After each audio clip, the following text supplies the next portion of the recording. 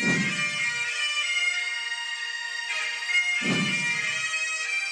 to that piece of lieutenant that's always on his podcast, bashing us, him.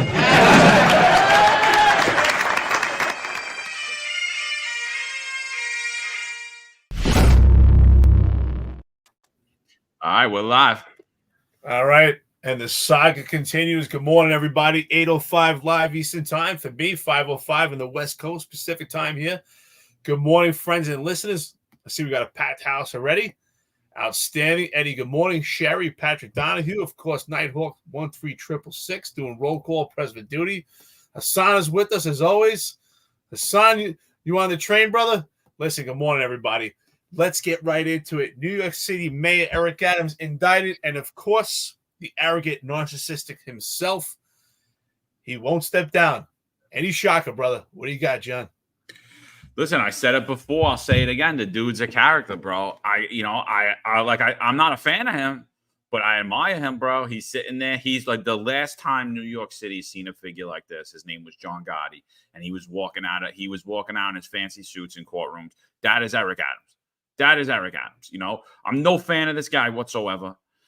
We don't know what the indictment's for.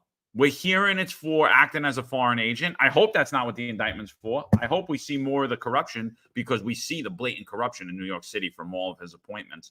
If it is, I mean, I'm not shocked by that either, that they're going after that. But for all of the conservatives, the conservative politicians, Vicky Palladino, Soft Hands Joe Borelli, all these people, as well as all the conservative influences. You got Tomi Lahren, you got Ann Coulter, you got Ashley St. Clair, you got, I don't even know, I could go on for days. Benny Johnson, that loser.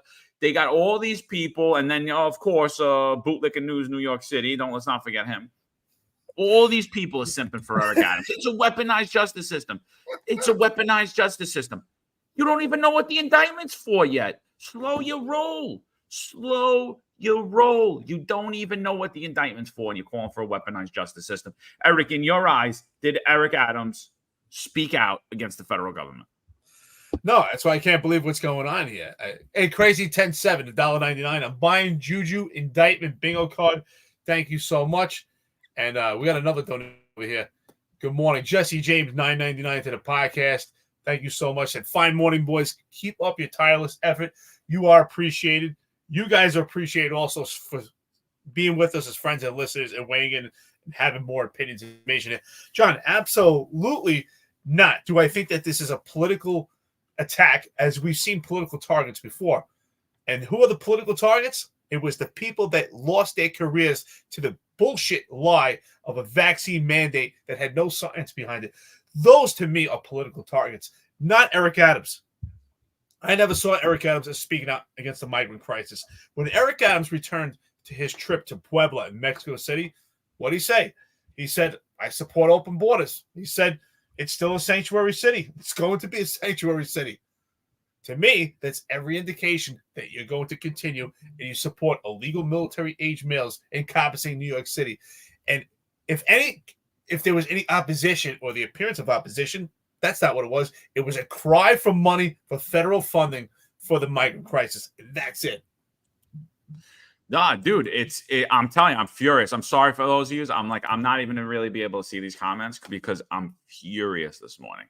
I really am. I'm beside myself. I'm like, we don't even know what the indictment's for. All the right, and like we've been showing you this whole time, they all simp for him. They all simp for him, right? And here it goes. This indictment comes out. He's sitting there saying, I'm a victim because I tried to save you. There were 250,000 illegal immigrants in New York City. A lot of them are gang members.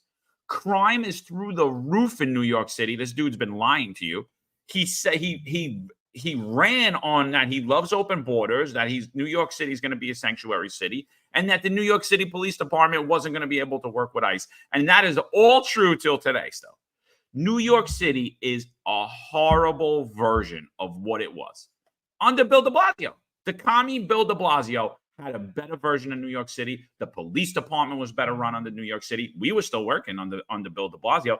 Eric Adams really put the nail in everyone here that you see, mine, yours, Sal, Marlon, everybody. He put the nail in all of our coffin. Eric Adams created the Finest Unfiltered. So he's kind of right. He kind of did make our careers. He's kind of right when he says that. Yeah, I made your career. You get whatever. But like, it is insane to me. So I have one question for Eric Adams. I have one question for all you conservative simps, you pretend conservatives, and this is why I'm politically homeless. This is exactly why I'm politically homeless. I have no home. I definitely, for sure as hell, ain't with those lefties, and I ain't with these conservative simps either. 100%. And I definitely ain't no rhino. That's 100% sure. But I got one question. Eric Adams came up. I'm going to bring you the video. I'm going to pull it up here. He's saying he's a political target by this DOJ, by the Biden-Harris administration, because they targeted him because he spoke out, because he's fighting for you, right? Politically brilliant. I'll give him points on that. King of low information voters. But here's my question. Are you rescinding your endorsement of Kamala Harris? Are you rescinding it? Are the conservatives going to ask that? Is Fox News going to ask that? Is Newsmax going to ask that? Is New York Post going to ask that? Anybody going to ask that question? Is he rescinding his endorsement of Kamala Harris? Because if he's not, he's full of shit. Actually, I'm so glad that you said that, Chris. That was the first thing that came to my mind. That is, to me, that's a tell right there. If he doesn't rescind his endorsement for Kamala Harris, then how could you say that you weaponized by the Democratic Socialists? How could you actually say that? You know, it's like saying, like, hey, listen, this person over here is my opposition, but they're also my buddy. I mean, which one is it? But what does it also reflect? It shows that Eric Adams is the same person that we have been telling you for the past 2 years. Who knows who he is? Because what comes out of his mouth comes out one side, comes out the other. We don't know what he's for. We don't know what he's against. He says one thing, he does another. But I will say this. Sometimes I envy Eric Adams, because I say, how can someone be going through the mud like this right now? Everyone surrounded by him is clouded by suspicion, is under this dark cloud. There's a federal probe going on. And he just continues to be so arrogant. It's almost like he doesn't even think about consequence. He doesn't, and he deflects. He's the king of deflection. He is the most arrogant, narcissistic personality I've ever seen. And God bless him for it, because he doesn't see any consequence. He doesn't feel it. He doesn't even show any shame. And his ability to actually deflect this onto the New York City residents and say, hey, I did this for you. Is anybody buying that? I was like, you did this for the New York City resident. You put people in hotels throughout the city. So where the entire neighborhood has changed, the whole nomenclature where it's encompassed by illegal military age males. You changed the safety. We've created more sites of prostitution in Queens. Roosevelt Avenue looks like a third world country. You did this for New York City. Cost of the taxpayer money. Does anybody believe this stuff that's coming out of his mouth? I don't. You don't. I hope they don't either. Yeah, but Benny Johnson, Tommy Lahren, Vicky Palladino, Joe Borelli, they all believe it because they're low information people and they bite on low information people. That's why they do so well. Look, this is Tommy Lahren puts this out, right? What does she say? She says something like, this is why they're coming after him. It's like, I don't even know where Tommy Lahren's from. She's probably like from Texas. She's a pretty little blonde girl. And just because she said something once that sounded conservative, everybody listened to her. I honestly never listened to Tommy Lahren. I don't watch Benny Johnson. Ann Coulter, I think, is a moron. I don't align with any of these people. I don't align with any, and yet I get attacked nonstop by the left that I'm a right-wing conservative, all this nonsense. These people are morons. Everybody out there in the public sphere, the Fox News lineup, the Newsmax lineup, I'm disgusted with 99% of them. Absolutely disgusted. I would never go on half their shows. And if I did, I'm considering it as that I'm sitting down with opposition. I don't consider it I'm sitting down in a friendly environment. So, that's the thing. This is the narrative. This is why everyone's saying that Eric Adams is being attacked. And this is why he's under indictment now. This is what they're saying. They're ignoring the several corruption investigations around his police department, around his contracts, around all the facts, all the resignations, all the people that have things around them, around his sheriff's office. None of those matter. The DOJ is coming after Eric Adams because he said this. This is the narrative. And by the way, we have elected politicians sitting here pushing this narrative. Elected, and we don't even know what the indictment is. We don't even know what the indictment is. Again, we don't even know, and people are just jumping. This is what it is. This is what it is, people. This is what it is. You ready? Here it is. Here's Eric Adams. Here's why the simps and the conservative simps are all saying Eric Adams got indicted by the DOJ. Here we go. But by the way, just while you watch this, just look at the people behind him and tell me that this dude is the face of conservatism. It's unreal.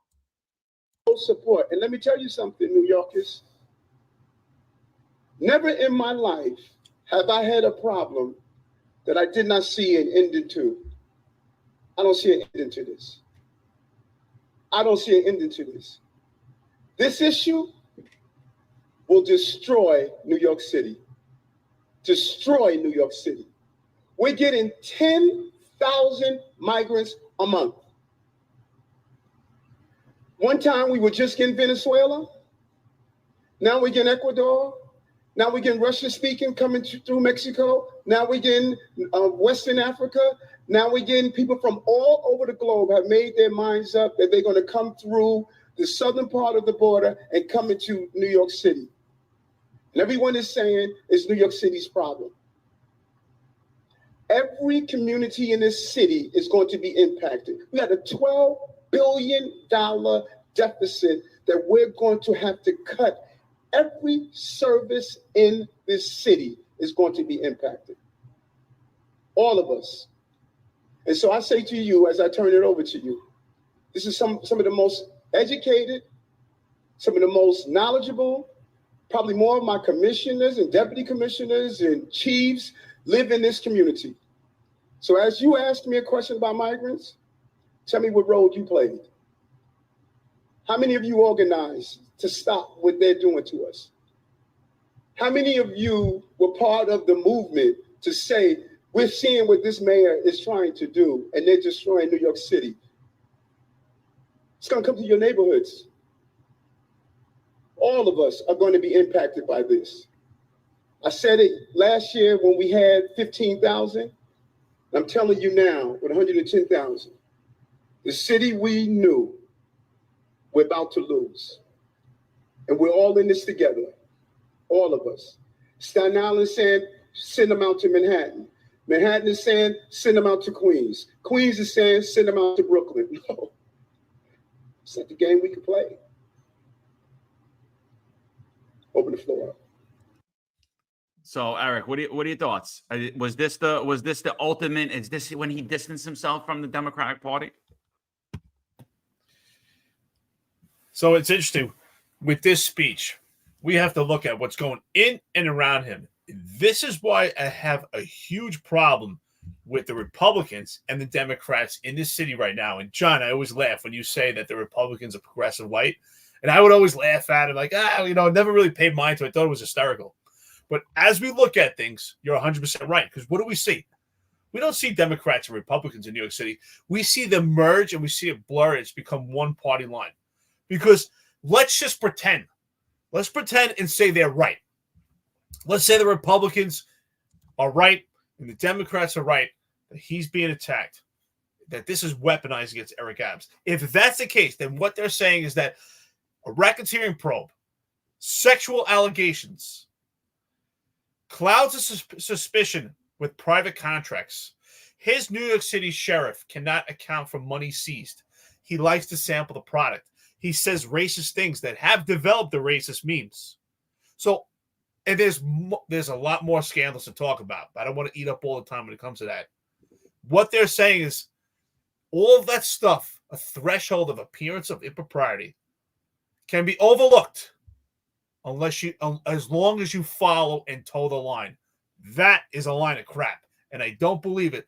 And if you actually listen to this speech, he doesn't condemn the Democratic Party. He said this is a crisis. He didn't say I'm going to be in opposition and I'm going to have an executive order and polarize this sanctuary city laws. That's not what he said. He said, now that they're here, we can't just Staten Island can't say send them to Manhattan. Manhattan can't say send them to the Bronx. We can't say send them on a bus somewhere else.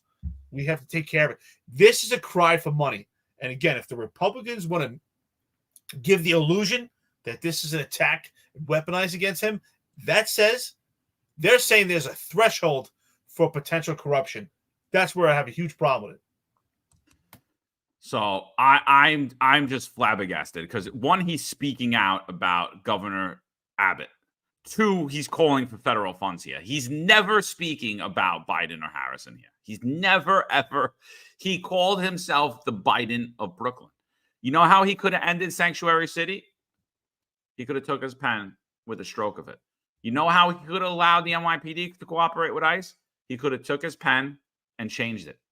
He didn't do any of that. Although everybody, myself included, was saying, you have to rescind Sanctuary City policy if you're going to be the mayor in New York City.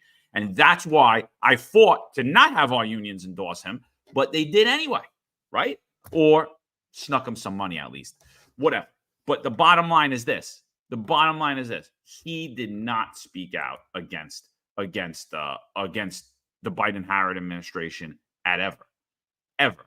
So here you go. This is here's a point that kind of makes sense from if he is a political target. You ready? This is what Peter Hyatt says. He quotes Eric Adams here. He says, "I always knew that if I stood my ground for New Yorkers, that I would be a target, and a target I became. If I am charged, I am innocent, and I will fight this with every ounce of my strength and spirit."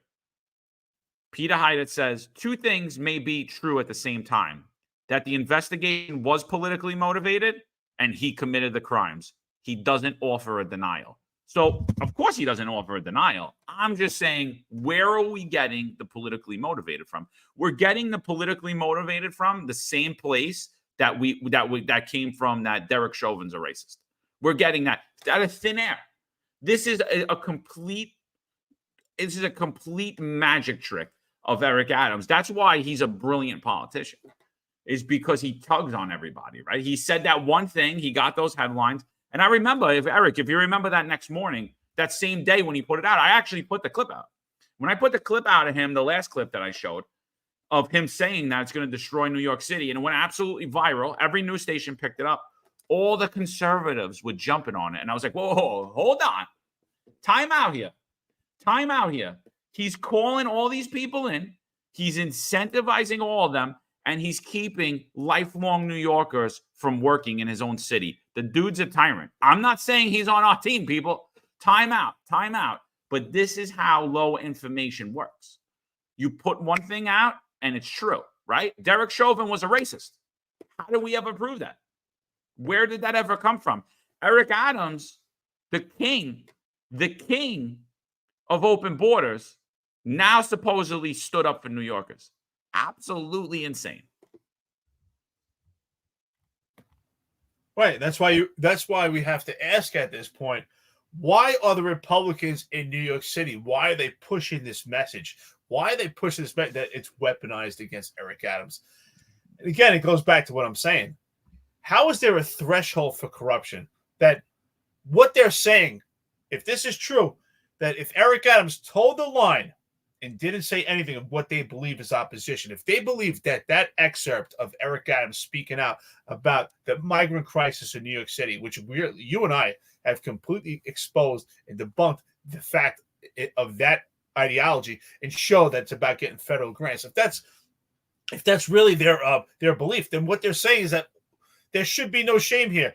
All this probe of corruption doesn't matter, and there's a threshold, and it would be allowed. The Republicans would allow it if it wasn't being weaponized against Eric Adams. That's what they're saying. So what it says to me is this whole administration is exactly what we said. It's low integrity people. Low integrity people from the left and low integrity people from the right when it comes to Eric Adams. So we're not going to see shame that he's getting sexual allegations. Yes, we can't prove it, disprove them, but it's not just him. It's Timothy Pearson, who's his deputy mayor. It's Philip Banks, who has shrouds of clouds of judgment over him even before he was picked by Eric Adams. The picks that he has are terrible. So everyone else, this is what they're saying, everyone else around Eric Adams is a problem, but Eric Adams is not the problem. Oh, he just had some bad picks. It's like the person who goes out, a woman, every man she picks is a bad guy. Maybe she's the one that has maybe she's the one that makes bad choices. Maybe Eric Adams also makes bad choices too. And I'm sick of seeing the conservatives and the right when it comes to Republicans in New York City. No, not even conservatives. I think you're right, John. Progressive light. You know what? They're actually extreme progressives because it seems to be they're far more radical than some of the Democrats from what they're saying right now. Supporting Eric Adams right now is completely shameful. And honestly, it's irresponsible. It's irresponsible to the people of New York City that are going to lose money, that right now they're on the brink of a financial crisis. Yeah, I'm seeing a lot of people late today. You know, Tab, you're late. You know, you're present for duty. We're going to forgive you. We know everybody was up late tonight. No 28s today. We're going to make an exception. You know, no need for the lost time. The civilians, they do whatever they want anyway, so it doesn't really matter, right? They could just change their tour. Don't worry about it. But yeah, dude, I mean, listen, and you know, listen, I'm not an idiot. Like, I'm not an idiot. Eric's not an idiot. We completely understand that the socialists are looking for a power grab right here. And they're looking to take the seat of the mayor. I completely understand that. And then again, that is why I further call the GOP the progressive light. Because the same way that I hear that this country's over if Donald Trump doesn't get in, it's the end of the country because we're depending on one man to save it. We're not going to do our parts as Americans. We're just hoping that Donald Trump could do it all, which he can't. Right? We support Donald Trump. I want Donald Trump to be the president, but I'm not putting my faith in one man. All of the conservative simps in New York City, instead of identifying a candidate that could possibly win the seat of New York City mayor, what are they doing? They're sitting here telling you that New York City is going to crumble if Eric Adams isn't in the seat. Eric Adams is one man. Eric Adams not only is one man, he destroyed New York City. And this is the guy you're saying, well, it could be worse. It's like, oh, yeah, it could be worse. Guess what? It's going to get worse. You know why it's going to get worse? Because you haven't identified a candidate that could actually beat this guy. You know who's coming up? The Shark's coming. Cuomo's coming, right? Because all you conservatives, all you low information conservatives, what are you doing? You're listening to his brother. You listen to his brother on News Nation. I met some guy in my neighborhood the other day. He's telling me how he listens to Chris Cuomo, how Chris Cuomo's a conservative. I'm like, do you know who Chris Cuomo is? I was like, did you ever watch CNN? No. I was like, oh, but you're a conservative. He's like, yeah. I was like, oh. I was like, okay. I was like, and you listen to Chris Cuomo? He's like, yeah, he's a conservative. I was like, oh, okay. I was like, he's not. I was like, he's anything he's paid to be. I was like, he probably voted for Trump the last 3 elections. I don't know, the last 2 elections. I don't know. I don't really know who Chris Cuomo is, but I know who he was in 2020. I know when he was calling me and you racist and everyone in the police department, regardless of the color of your skin. I know he was saying that every law enforcement officer across this country was a racist. I know he was saying that I was a conspiracy theorist and that I should be jailed and that I was a criminal because I didn't want to follow freak out boy Dr. Obama and Eric Adams and Bill de Blasio and P. Diddy. I didn't want to listen to them about what's safe and effective, you know? So I know he was all of those things. Dude, I'm telling you, I'm just beside myself. I'm supposed to leave for New York now, and I'm going to, but I'm besides myself. I really have no business going to New York City this week. I should just cancel everything because I don't want to see anybody. I don't want to see any. I don't want to see, especially the conservative. I don't want to see any of them. I don't want to see any of them because they disgust me. If I do see them, I'm not going to be my normal cordial self. I'm just going to walk right past them. I'm honestly, I don't want to have a conversation. I don't want to talk about it. I'm just going to walk right past them. Keep it moving. There's going to be a lot of missed handshakes. It's going to be like this. I wish I was a fly in your windshield when you're doing that drive. You're going to be biting your steering wheel like you're going to be amped up. You know what's crazy? Besides, let's pretend, John, can we just pretend there's no corruption probes? Can we just pretend that Eric Adams is a man of integrity? Yeah, just. No, he's doing a great job. New York's great. Everything's good. Everything's good. I love Eric Adams. Because even with that, even before the indictment came down, on the same day that morning, right, which we believe he was indicted already, right? We don't know what time he was indicted, but which we believe he was indicted already. He couldn't. That's why I say I've never seen someone like this in my life. Think about the narcissistic people you probably come across, doing police work. I've never seen someone like this. He couldn't even apologize, or forget about even apologize. He couldn't even have said clearly, Dr. Varma lied. There's many people that know there's a lie, and lives have been destroyed. John McCary, Marlon Bethel, many others had to make a decision. The people that we care about most that keep the city running, New York City agency workers, teachers, firemen, sanitation, cops, nurses, doctors. He couldn't even say, you know what was done to them was wrong. We're going to get to the bottom of this. We're going to make them whole, vindicate, compensate, reinstate. We didn't hear none of that. Instead, he doubled down and said they didn't follow the rules. I mean, so that's what I'm saying. Forget about corruption. Forget about all this. Let's pretend it's not there. Close your eyes. Pretend there's no corruption. Tell me why New York City Mayor Adams continues to stand on a soapbox and tell you that he's the best thing for the city. And how are there other people behind actually saying, you know what, he's right? Because other than this corruption probe, just as a mayor himself, what policies has he implemented that has benefited New Yorkers? How has he led the police department, the New York City Police Department? How has that made it better? There's riots on a daily basis since October 8th. We're almost a year into these riots.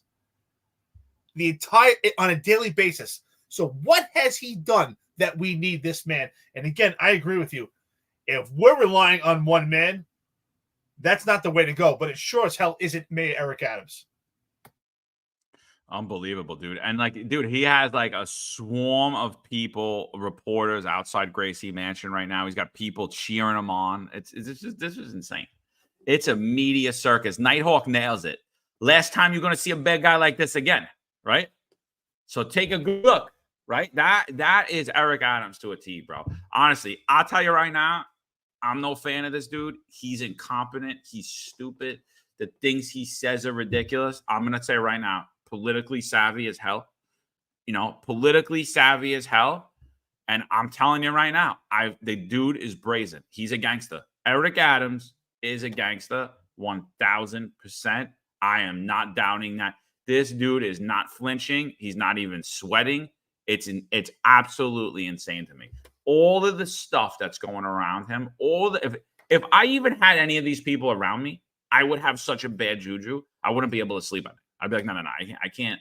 I have to sever this relationship immediately. He don't care.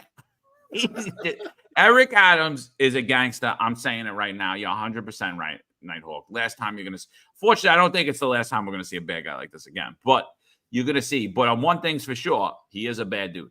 100%. He's not somebody that should be doing anything. I'm telling you.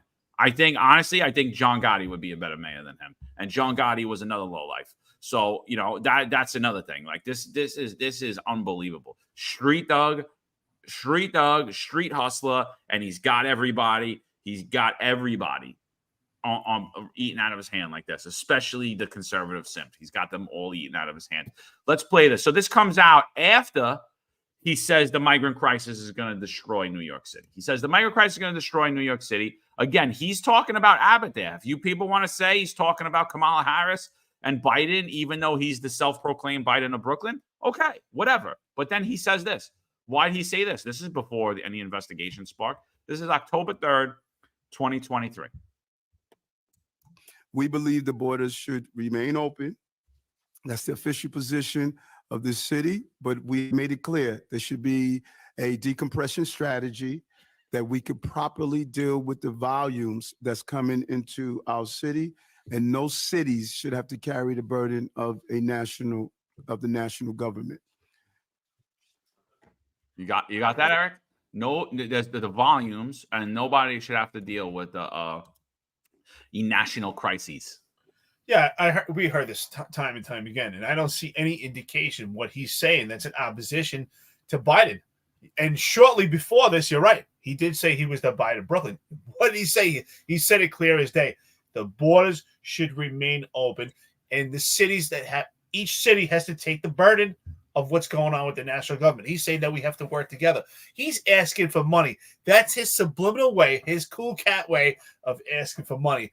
At no point did he reference anything to Biden. Actually, at the time, if you remember, it was a pissing match between him and Governor Abbott of Texas. And at that time, he was saying he was going to transport people on buses back to Texas. Never did he ever deflect this to Biden. it was just in opposition to the governor of Texas, just completely in opposition to red state politics. It was nothing against this the administration of Biden. Absolutely not. Speaking, you said, John, this is like bad juju. I see Juju's back on board here. Of course, President Duty.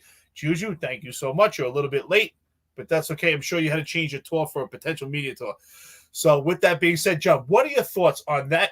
What are your thoughts on that video? I mean, we know, we could assume, but what do you think about that statement alone? What do I think about his statement alone? I mean, he literally said exactly the border should remain open. That's the official position. He does what he normally says. There should be a decompression strategy. Okay, what is a decompression strategy? He doesn't talk about it. He doesn't know. He has no plan. He just says things. He just runs his mouth off the hip. We got people on here saying that the bigots are trying to tie this to Diddy. No, I mean, I don't know if you're alluding to us. I mean, is it possible that New York City Mayor Eric Adams has ties to Puff Daddy? Yeah, I'm going to say it's possible. One, because he gave him the key to the city last year. So, yeah, I'm going to say it's very possible. Two, it's because we have a scandal about corrupt, dirty cops extorting businesses and providing those businesses possibly with female and male escorts, right?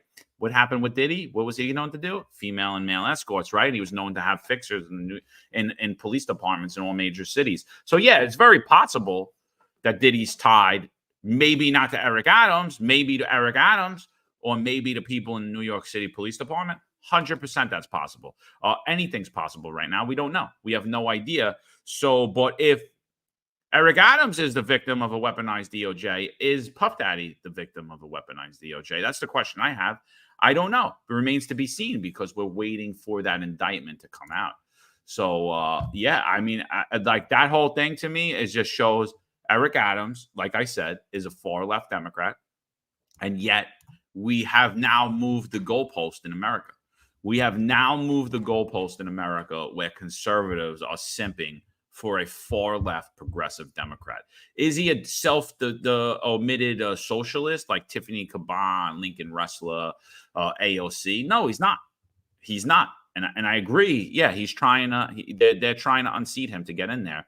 But we should have been working to unseat him the entire time.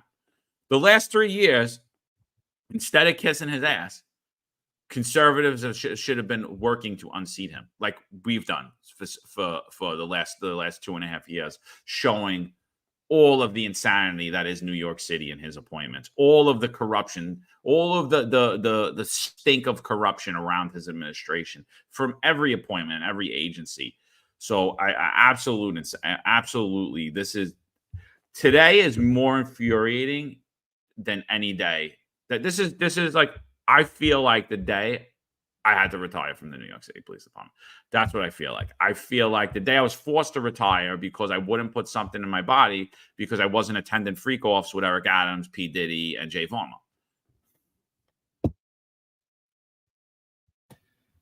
You know, it's interesting because Eric Adams, again, clouded by judgment, bad judgment, shrouds of bad judgment, probes, federal probes, everyone in his circle. And yet, we don't see opposition from the conservatives. We don't see opposition. And we talk about public safety. Public safety should be number one on the ballot. Public safety should be number one concern when it comes to Democrats or Republicans. I don't care what party you're from. We're all Americans, and we should care about our homeland. We should care about our city. And yet, Eric Adams, who has no fear of consequence, who exactly what we said, has no fear of shame, he's had numerous allegations against himself, including a sexual allegation that he was able to get himself indemnification for. And yet, he's not willing to make the stroke of a pen to have an executive order that's in opposition to the sanctuary orders and to actually work with federal partners to have these illegal military-age males that are a threat to the society right now, a threat to New Yorkers, a threat to this entire country. And yet he won't do that. And what's the worst thing that he may face if he did that, John? Another lawsuit. And since when does Eric Adams care about lawsuits? Because he's a smooth cat. He walks around. It's never bothered him before. He could have had the stroke of a pen, and worst case scenario, it would have been one more lawsuit. And of course, Eric Adams balked at that idea. So again, he doesn't tell you what he's for or tell you what he's against. His mouth says one thing and his body does another.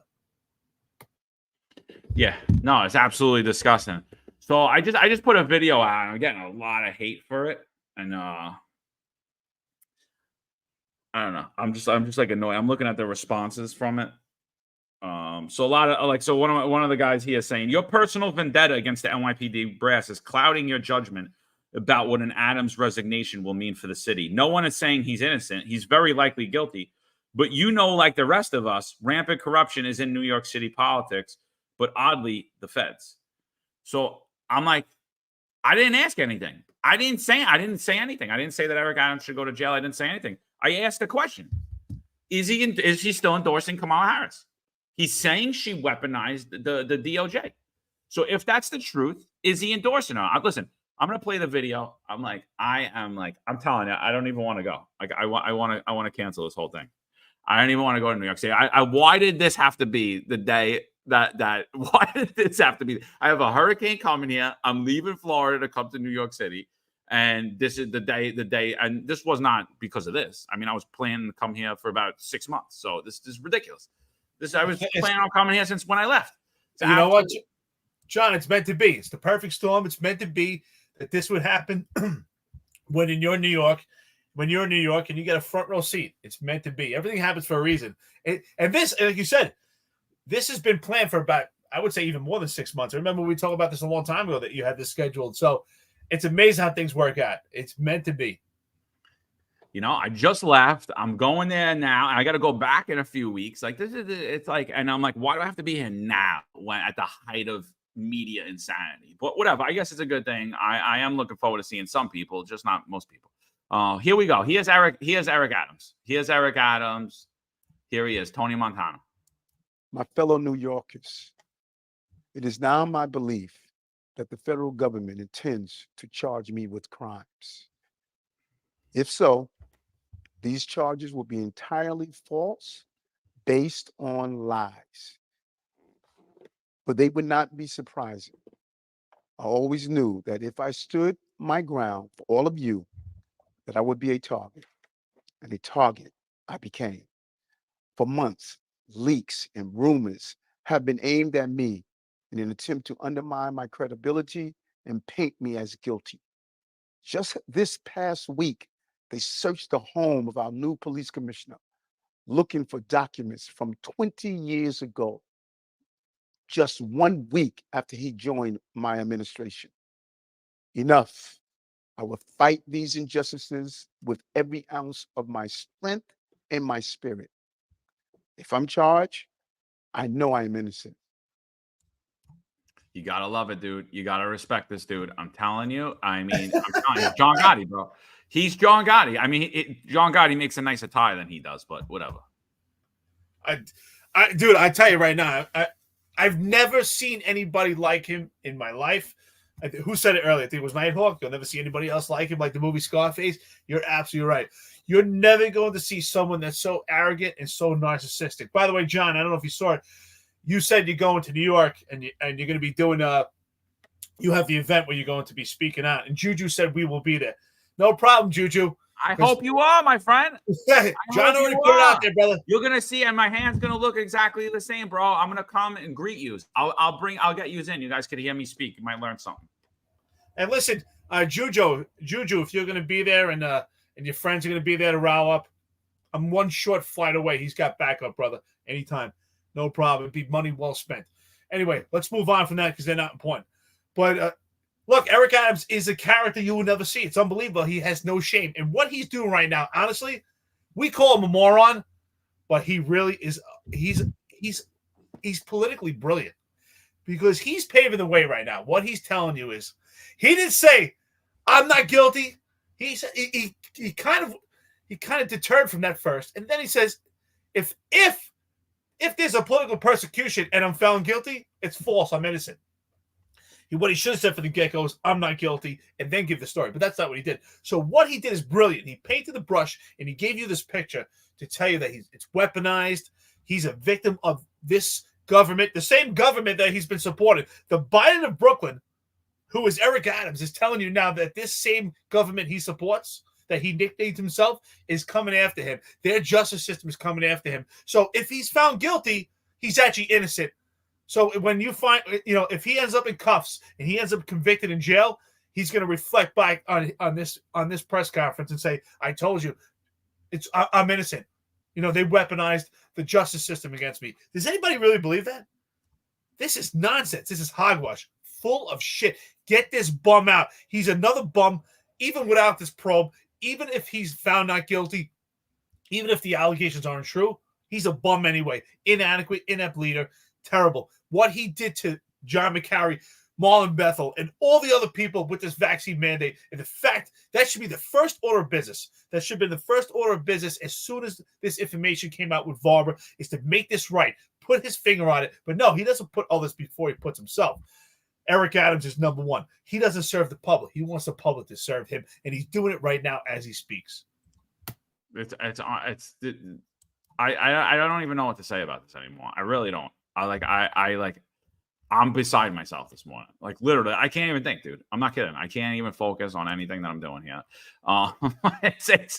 It really, like, the whole thing's enraging to me. One, because we don't know the damn charges. Like, before we make a claim about if this is weaponized, if this is legit, if this isn't legit, could we at least just know what the indictment is? Could we just at least see what it is? Right? All reports are that this is because he accepted foreign money from Turkey and he worked to get a consulate built, a Turkish government consulate in Brooklyn when he was the Brooklyn borough president. I don't know that that's the truth. I don't know. But here's the question. Is it one standard of justice for all? Because right now what I'm hearing from conservatives is that it's not. It's not one standard of justice for all. Politicians are allowed to have corrupt police departments. They're allowed to funnel hundreds of millions of dollars through contracts. They can destroy your city with crime, with illegals, with horrible policy, chase your loved ones, your family, and your friends, trace truly the best of us out of here, out of New York City, persecute people religiously, fire them because they're religious. You could do all of those things. You could do all of those things. All of those things are acceptable for the elected to do. And then I'm sitting here and I'm saying, well, if that's true, why isn't everybody running for office? If the elected are held totally unaccountable, they're like kings. They're not servants to the people. This is a day in America. I'm telling you, we moved the bar in America today. You know the Overton window, people? You know this?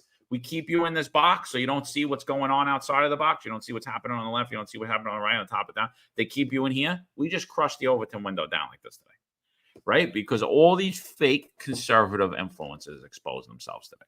They all expose themselves today. All the people that I've been telling you in New York government that they're not really conservatives, they all expose themselves again today. The demon shows his hand all the time. All the time. They just showed you who they are today. They're moving it this way. And what everybody's telling you, the conservatives are telling you, and actually the socialists aren't. The socialists are saying people should be held accountable for their crimes. It's laughable. I agree with Eric Adams on that because they don't want career felons to go to jail, right? They want to abolish all prisons, right? They want to abolish all prisons, but they want to throw Eric Adams in jail. I agree with him there. It's completely hypocritical. I'm not saying that he should go to jail. I'm saying that this dude is incompetent. He should have stepped down months ago. This city is in shambles. City government is rudderless for months. The dude's so busy on doing everything else but being the mayor. It's not even funny. So I don't care whether he's guilty of one of these allegations or not. He shouldn't be the mayor. That's my opinion. Completely incompetent. But what the conservatives are telling you, this. Oh, yeah, no. He could steal hundreds of millions of dollars. No, that's fine.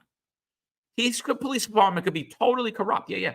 They could force you to put things in your body to work, to eat, to go to restaurants. They could do all of those things. Yeah, I see all yous on the chat. Oh, de Blasio instituted the mandate. Yeah, de Blasio instituted it, but this dude enforced it. So he's worse. He followed his master, Bill de Blasio. So he's much worse. But we can do all of those things. But we need him. This is the guy we need to save us from all the crime that he helped happen, all of the illegal immigrants that he helped and incentivized. He's the guy to save us. They're moving the window like this on you people. They're moving it on you. Wake up. Wake up. Well, let's even like I said, we played pretend before, saying that Eric Adams is not under probe. Let's pretend he's not corrupt. Let's pretend all that stuff. Let's continue with that. Let's pretend Eric Adams is a man of character, which you believe. But I can tell you what he's not. He's not a leader. Let's say he's not corrupt. He hasn't made any mistakes. He does everything right. What don't we expect from someone that's in a leadership position? And make no mistake about it, when you're the mayor of New York City, you have an extreme amount of power. You are in a leadership position. You lead the NYPD. You lead the FDNY. You lead all New York City agencies, including the New York City Sheriff Department, which is the last probe that's going on right now, the newest probe when it comes to Miranda. As a leader, we expect you to make the right decisions, utilize the proper resources to have a flourishing city. And every choice he's made has been a bad choice. Can we name someone that he's picked that we say, wow, that was a great appointment? He picked Miranda. That's a horrible appointment. There's a federal probe going on right now. And even beyond that probe, he's a complete moron. Because if there is no crime being committed and there's no allegations when it comes to Miranda, he cannot even account for the money that has been seized by the New York City Sheriff. And that is their job. They're not a law enforcement agency. They're civil in nature, and they do repossessions, and they do large seizures, especially when it comes to money. And that is something he should have his finger on because it's so sensitive in nature. And every pick that he has is just a horrible pick, someone that has low integrity, low morale, not intelligent, abuse of their power. I mean, people that just these are nefarious characters. Timothy Pearson, Philip Banks, Terrence Banks. These are nefarious characters. And what's the one thing that they all have in common? Eric Adams and all these people in circle is an egregious amount of nepotism. And we have to penetrate that. And no one was standing up and saying that's a problem. He was trying to deflect and gaslight you, telling you that we need a new image of diversity. But meanwhile, all he was doing was building his own Adams family. And if you look at, if we were to make it a family tree, you would see that every appointment has a connection to Adams. It's Banks. Tanya Kinsella, she has a connection to Banks. Kaz Daughtry, he has a connection to Eric Adams. Jeffrey Madry, everyone in that circle has a connection, and it's everyone in his circle that he can control, and so that they do not outshine the master. And everybody has to see this. It's so important, not only who you are as a leader, but who you pick and who you put in place as a leader. Yeah, so cafecito break. What's up, my friend? Miss you guys. Hit me up while I'm there. We'll try to meet up. We'll have coffee or something. We'll have a little cafecito. She says, do you believe he was really standing up for New Yorkers? I mean, I said it over and over again. He's not, right? I mean, we all remember the mandates. Let's move past the mandates, though. That's a horrible time. I mean, he was the biggest enforcer of it, right? He kept the kids masked for a year and a half after the entire country. He actually fired cops a year and a half after the pandemic was over. So that's when he started. He was the first mayor to fire New York City police officers. For non-disciplinary reasons. Another first in the Eric Adams administration. Crime's been horrific. All he continues to do is gaslight the public. Crime's down, crime is down. We've disproved that allegation time and time again, week after week, month after month, day after day, hour after hour. Continuously lies to New York City. Yeah, no, he's not fighting for New Yorkers. Businesses are fleeing. Residents are fleeing. He forced many of us out of our homes and our careers, tried to destroy us, right? Targeted people like myself, like Eric, like Sal Greco, using city resources and taxpayer funds. So no, I don't believe that he's done that. And I don't even know. I'm gonna pull this video up real quick. Just if any of you guys got hate, just let me know, because I'm getting a ton of it from this one, and I don't care. I'm willing to take all of it. And I honestly, again, today I always said I was politically homeless. I've been saying it for years, but I know today that I truly have no political home whatsoever. There is no one out there in New York City government that represents me. None of these conservative influences represent me either. I don't know where I stand politically. Eric's a hippie. I know the same's true for him. It's like it's honestly, I don't know where we're headed in this country if these are the idiots that we're listening to. Again, the Overton window has been moved. I put this out right before we went on, and a ton of people are saying it's my personal vendetta against Adams and the NYPD. I have no vendetta by anyone. I have no hate in my heart for anyone. I said over and over again, I would sit down with Eric Adams and have coffee with him. He's welcome in my home to come and sit and talk to me, but we're going to have a real conversation.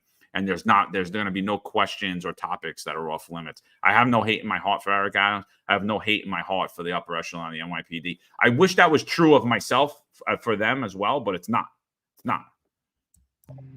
What's up, everybody? John McCarr, New York's finest retired and Unfiltered podcast. So one question for all you simping for Eric Adams this morning. We didn't even see the indictment yet. Everybody's calling it a weaponized justice system, trying to compare Eric Adams to Donald Trump. People are out of your mind. Conservative elected, conservative influences, Benny Johnson, Ann Coulter, whatever the hell your names are. People have no idea about New York City politics. Stay from whatever whole punk town you're from and shut up because you don't know what you're talking about. Let's see what the indictment's got first. But I got one question for all you, and it's a question for Eric Adams, too.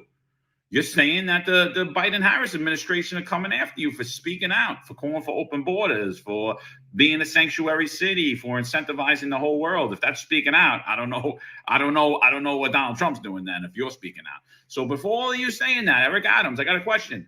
Please, it's a very important question. Are you rescinding your endorsement of Kamala Harris? Are you denouncing your relationship with the Democratic Party? Because if not, you're full of shit, and all of you that are supporting him are full of shit.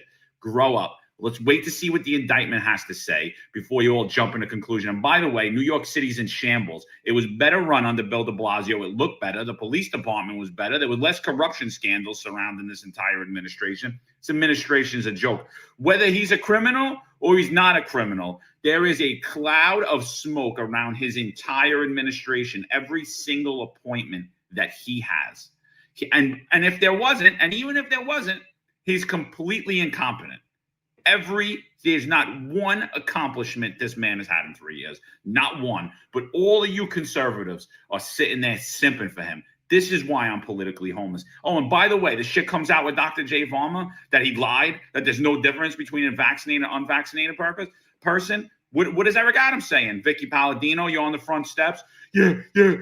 We like just trying to use your New York accent like you're some type of New York conservative. Why is your buddy saying, well, we didn't follow the rules, we can't go back to work? Why are there thousands of teachers and cops and firefighters? We got people that are homeless, and you're simping for this dude? You're disgusting, all of you. That's why I'm politically homeless. We're going live at 8:05. We're going to talk about all this. I'm disgusted with all of you. This is why. That's why I don't watch Fox News. This is why I don't watch Newsmax, because you people are all full of shit. And Benny Johnson, you're a cuck.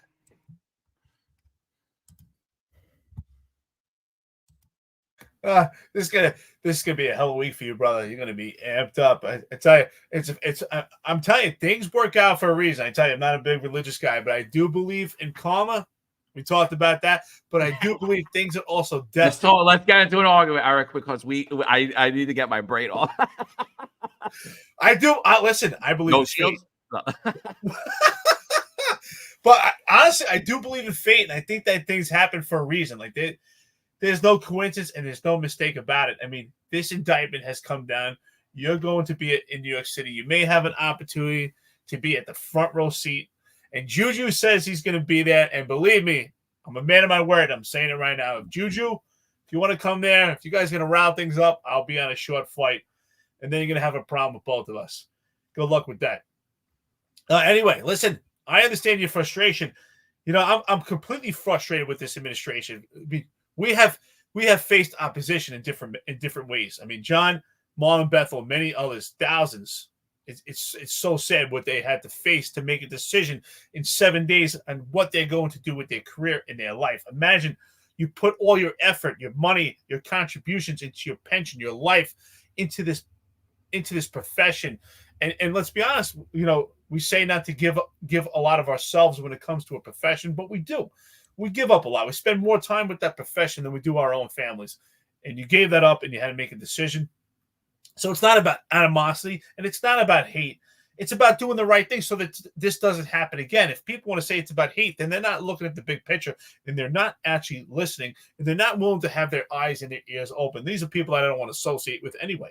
But I do believe opposition meets opportunity because then we can see the root cause and see what people are really thinking. And the people that are saying this, they're really self-serving, and then they're the ones that are getting the amenities and they're on the good receiving end. But that's short-lived because Eric Adams will turn his back on you quickly. If you're supporting him right now, he will turn his back. If it's an opportunity to skate for himself and to make you a scapegoat, he will. I mean, look at Ed Caban right now. As far as I'm concerned, he appears to be a scapegoat until we see anything further. Right now, he is the fall guy for the police department.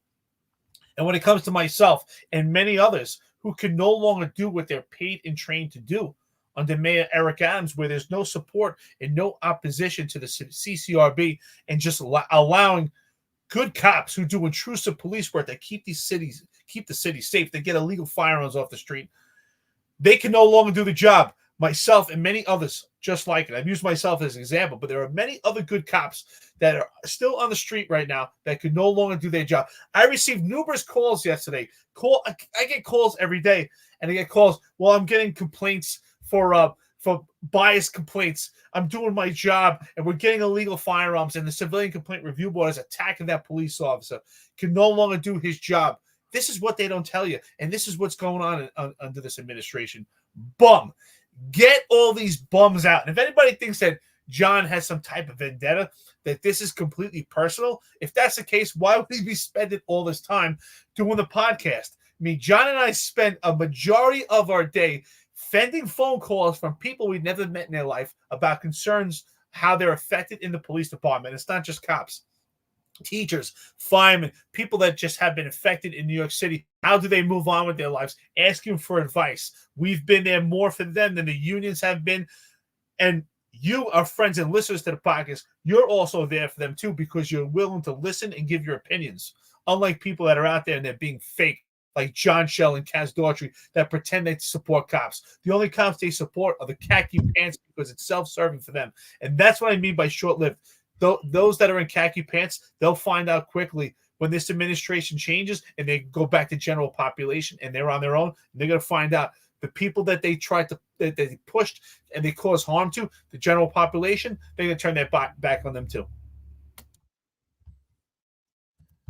Yeah, so this is Ashley Sinclair. Listen, I like Ashley Sinclair. You know, she helped retweet out a lot of stuff. You know, I was trying to get a lot of attention to the cops that were fired from the New York City Police Department, the ones that I knew directly. I you know, if I didn't really know them, I couldn't really help them, or they didn't reach out to me, I couldn't help them. But she helped like put a lot of attention on it. She would retweet like the cops that I would profile that, hey, this guy, look at this guy. This guy's a ordained minister and he just got fired from the New York City Police Department. You know, so she helped do that. But this is what she writes last night. Mayor Eric Adams is being politically persecuted by a weaponized judicial system for being the only big city Democrat mayor to speak out against the flood of illegal migrants into our neighborhoods.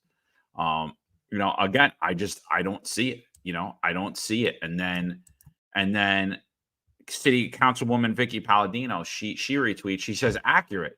He also backs the police to a degree way out of step with the current Democratic Party at large. Complete utter lie. Vicky, you're lying. I know you're watching this. That's a complete utter lie. I could debunk that in 4 seconds. Just because they say they do and doing it are two different things. And has been vocal and proactive against the campus anti-Israel mobs in the city. He actually absolutely has not. He's empowered them. Not only has he allowed them, he's empowered them further through the protest settlement agreement. And we've highlighted that here a ton of times. This is more than enough to get you targeted by the Biden-Harris DOJ in the 2024. Policy differences aside, and we have many, I don't think you do, Vicky. This doesn't seem to be about corruption in any sincere way. If you want to go after corruption in New York City, there are way bigger fish to fry. One of them is running for mayor right now, in fact. Vicky, there are tons of corruption scandals around New York City Mayor Eric Adams. Do you not see the corruption, Vicky? Do you not see it? Are you also incapable of doing your job? And by the way, you are on the list of the top 10 city council people who their district is in shambles due to crime. So while you have a big voice, and I appreciate it at times, you have no idea what you're talking about. He hasn't backed the police. He hasn't been proactive about these protests. Eric, just what do you think about Vicky Palladino's statement here? I'm so sick of Vicky Palladino. I mean, she's really showed her hand and she showed her face. You know, she want to give this impression we thought for the past 2 years that she's on the right side of things. She's completely lost her way. I honestly, she's another bum. I think she get that bum out also. The stuff that comes out of her mouth is so ridiculous. Honestly, if anybody actually supports her, her district right now is flooded with crime right now. It's probably I think it has one of the highest percentages increases in crime right now. And the stuff that comes out of her mouth, it just shows that she doesn't care about her people either. She's another self-serving politician. Yeah, Emily says de Blasio was the most corrupt mayor in New York City. Was. Key word. William O'Dwyer. I forget what year he was the mayor, William O'Dwyer. It was early 1900s. I forget the exact years.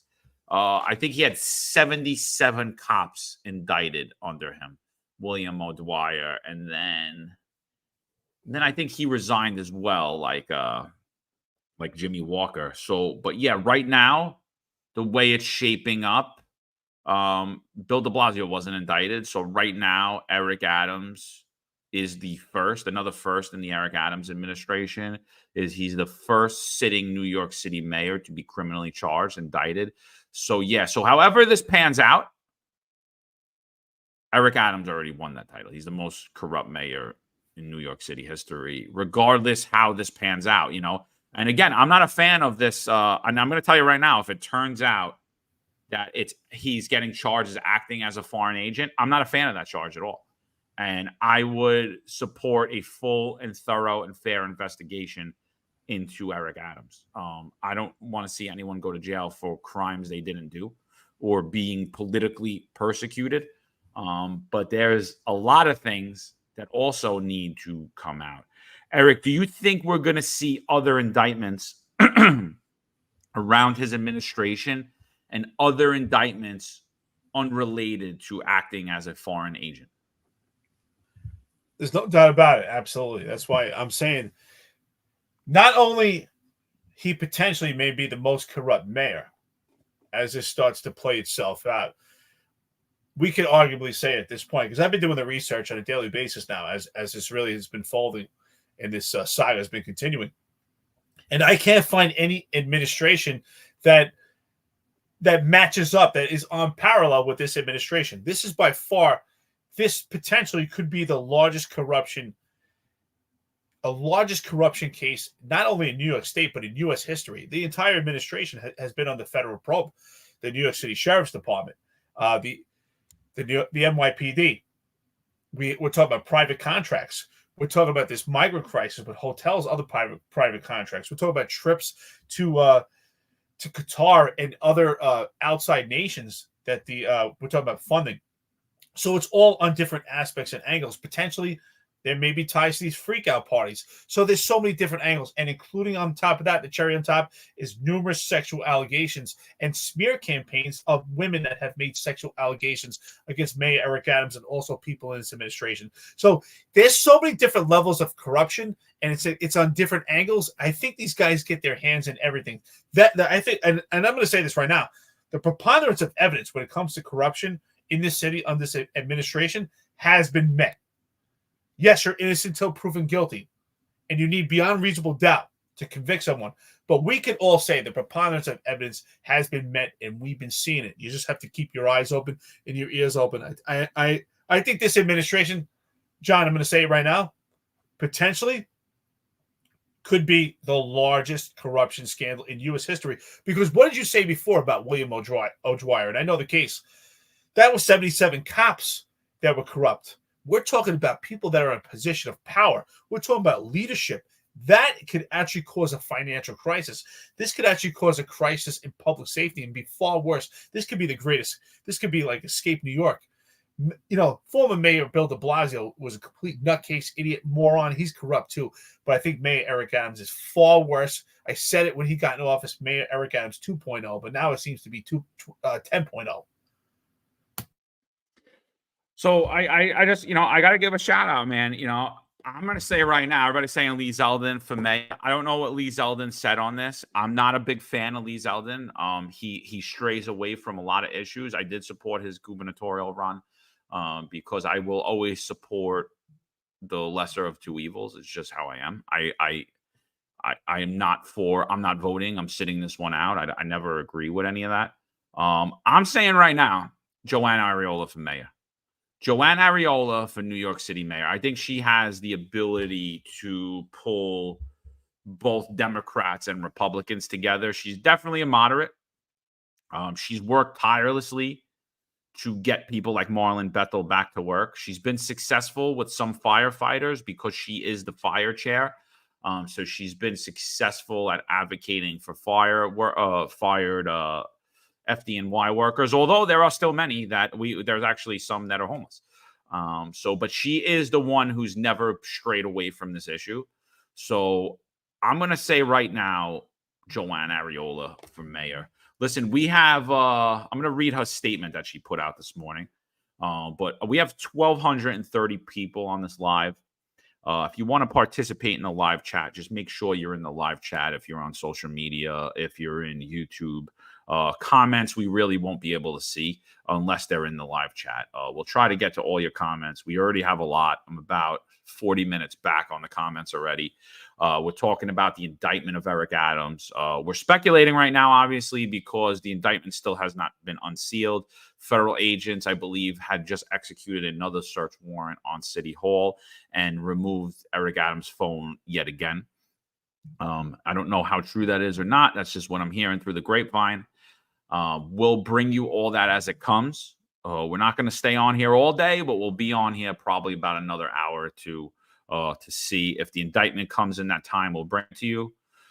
We did host an X Space last night, a rather large one when we talked about it. So for all of you that are saying, oh, you guys didn't go on, we went on right away. We went up. We were just on X.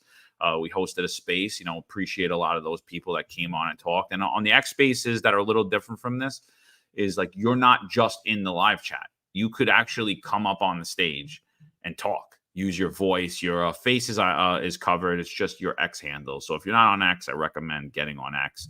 But for those of you on here, if you could just do us a favor, if you could like this space, if you could share it out, if you could subscribe, if you could click the notification bells, it helps move up in the rankings. And we are moving up in the rankings.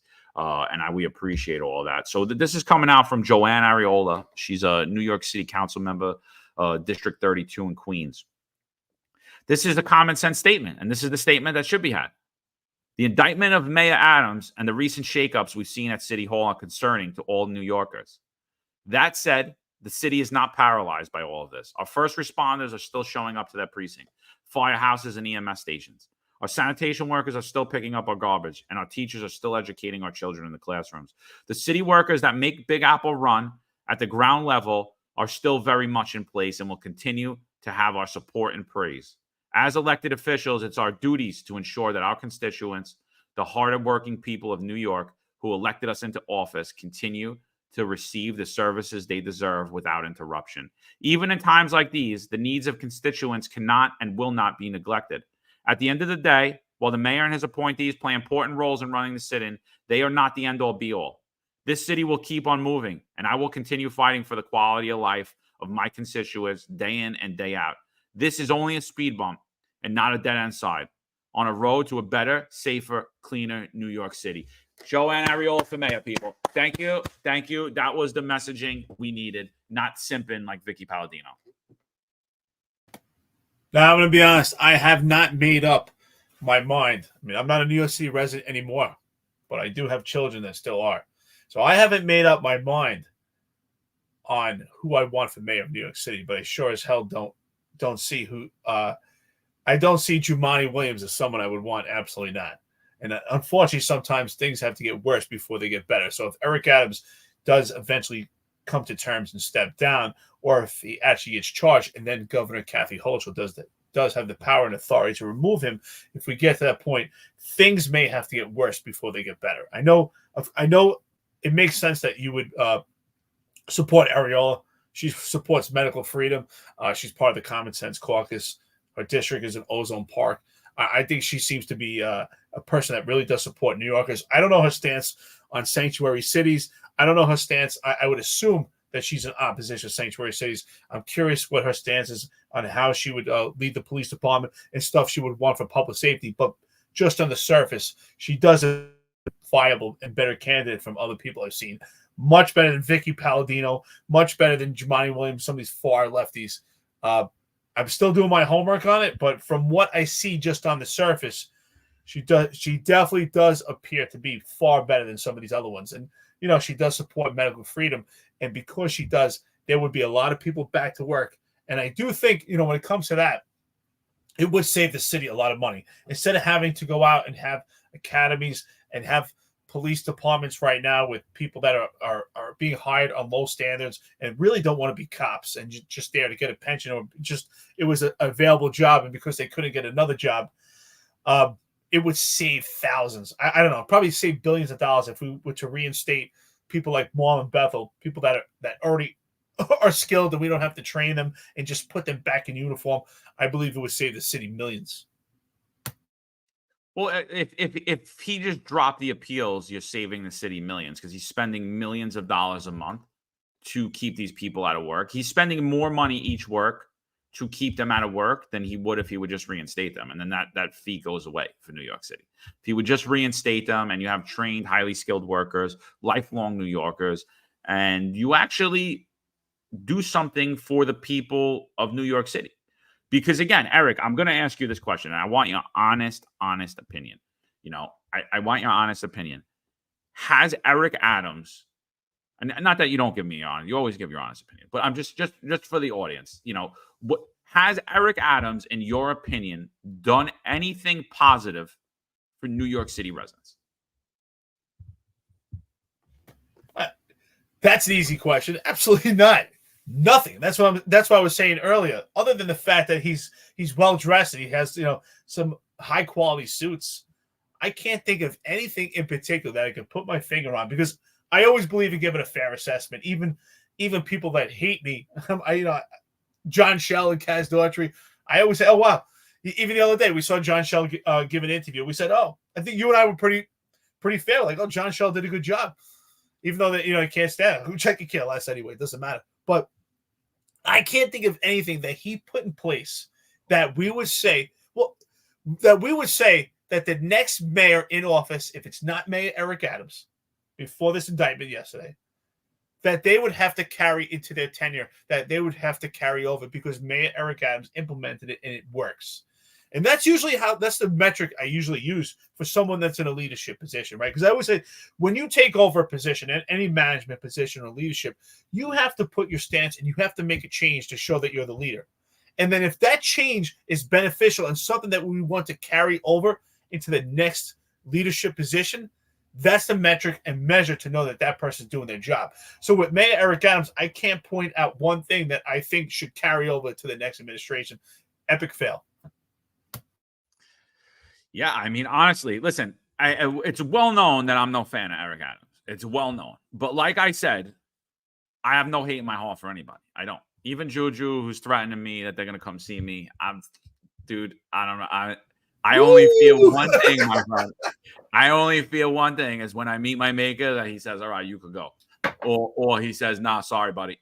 That's the only thing I really fear. So I hope to see you guys there. You know, opposition meets opportunity, like a smart man always says on this podcast. You know, so I'm not afraid of that. I'm not someone that's ever really shied away from conflict in my entire life.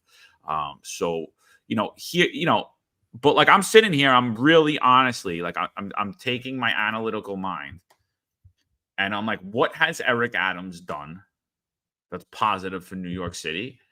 And I truly can't think of one thing. And all of the people that are simping for him, I bet they can't answer that question either. I mean, and that's the sickest part of this whole thing. And that's why I'm saying they're just moving this over to the window. It's like, okay, yeah, the guy's incompetent. More than likely, he's corrupt. Oh, but he's better than Jumaane.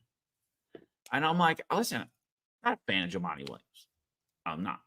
Get him in there. If he's going to do the same shit, we'll get his ass out of there too. Get him in there. Let's get the special election going. More than likely, Jumaane Williams doesn't run for mayor. He has a chance of being the public advocate again. I don't think he has a chance of being the New York City mayor in an election. I just don't.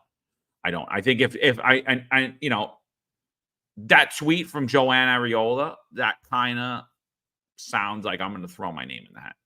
That was a common sense tweet. I would support her. Do I think people are perfect around public safety? No, I think there's a lot of things to be had around public safety in New York. I don't think there's perfect people. None of us are perfect. I think that, you know, if you elected Eric Dim or myself to be New York City mayor, we would have things that you all wouldn't agree with. And there would be things that maybe we weren't the most polished on either. So, you know, I'm just, at this point, I can't see how, I mean, and I'm not even saying at this point, I think we've been here for weeks. Do you believe at this point, he hasn't done anything for the city. We got past that. There's not one thing that we could point to that any of his supporters could point to. The only thing he's going to tell you is crime down, jobs are up, and tourism's back. All of those things we've debunked over and over again. None of that's true. So, I mean, that's just a talking point. It's the same as the get stuff done, all that nonsense. Doesn't even make any sense. But so he hasn't done anything for New York City. Do you think he could effectively lead New York City, considering he's just been arrested by the federal government? He's indicted, meaning he's arrested, for those of you that are asking. That means that he has been charged officially. That's technically considered an arrest. Do you think he could effectively lead New York City at this point, Eric? I mean, should he step down? He should have stepped down a long time ago, right? There should be some shame and there should be accountability when you're in a leadership position. Even if you are doing everything right, but yet you will operating with blindfolds, and it turns out that your entire administration around you is under a probe, and they're corrupt, and they've been making mistakes. Who's the failure? Did they fail or you failed? You know, that's why I talk about small unit leadership breakdown. You know, even as an anti-crime sergeant, you're in plain clothes, you're rolling around. John, you know this. A lot of our people here maybe have done anti-crime or other law enforcement agencies or civilians. If you're working in a team, you understand. You're the leader of a team. You're an anti-crime sergeant. I would have anytime 6 to 8 cops.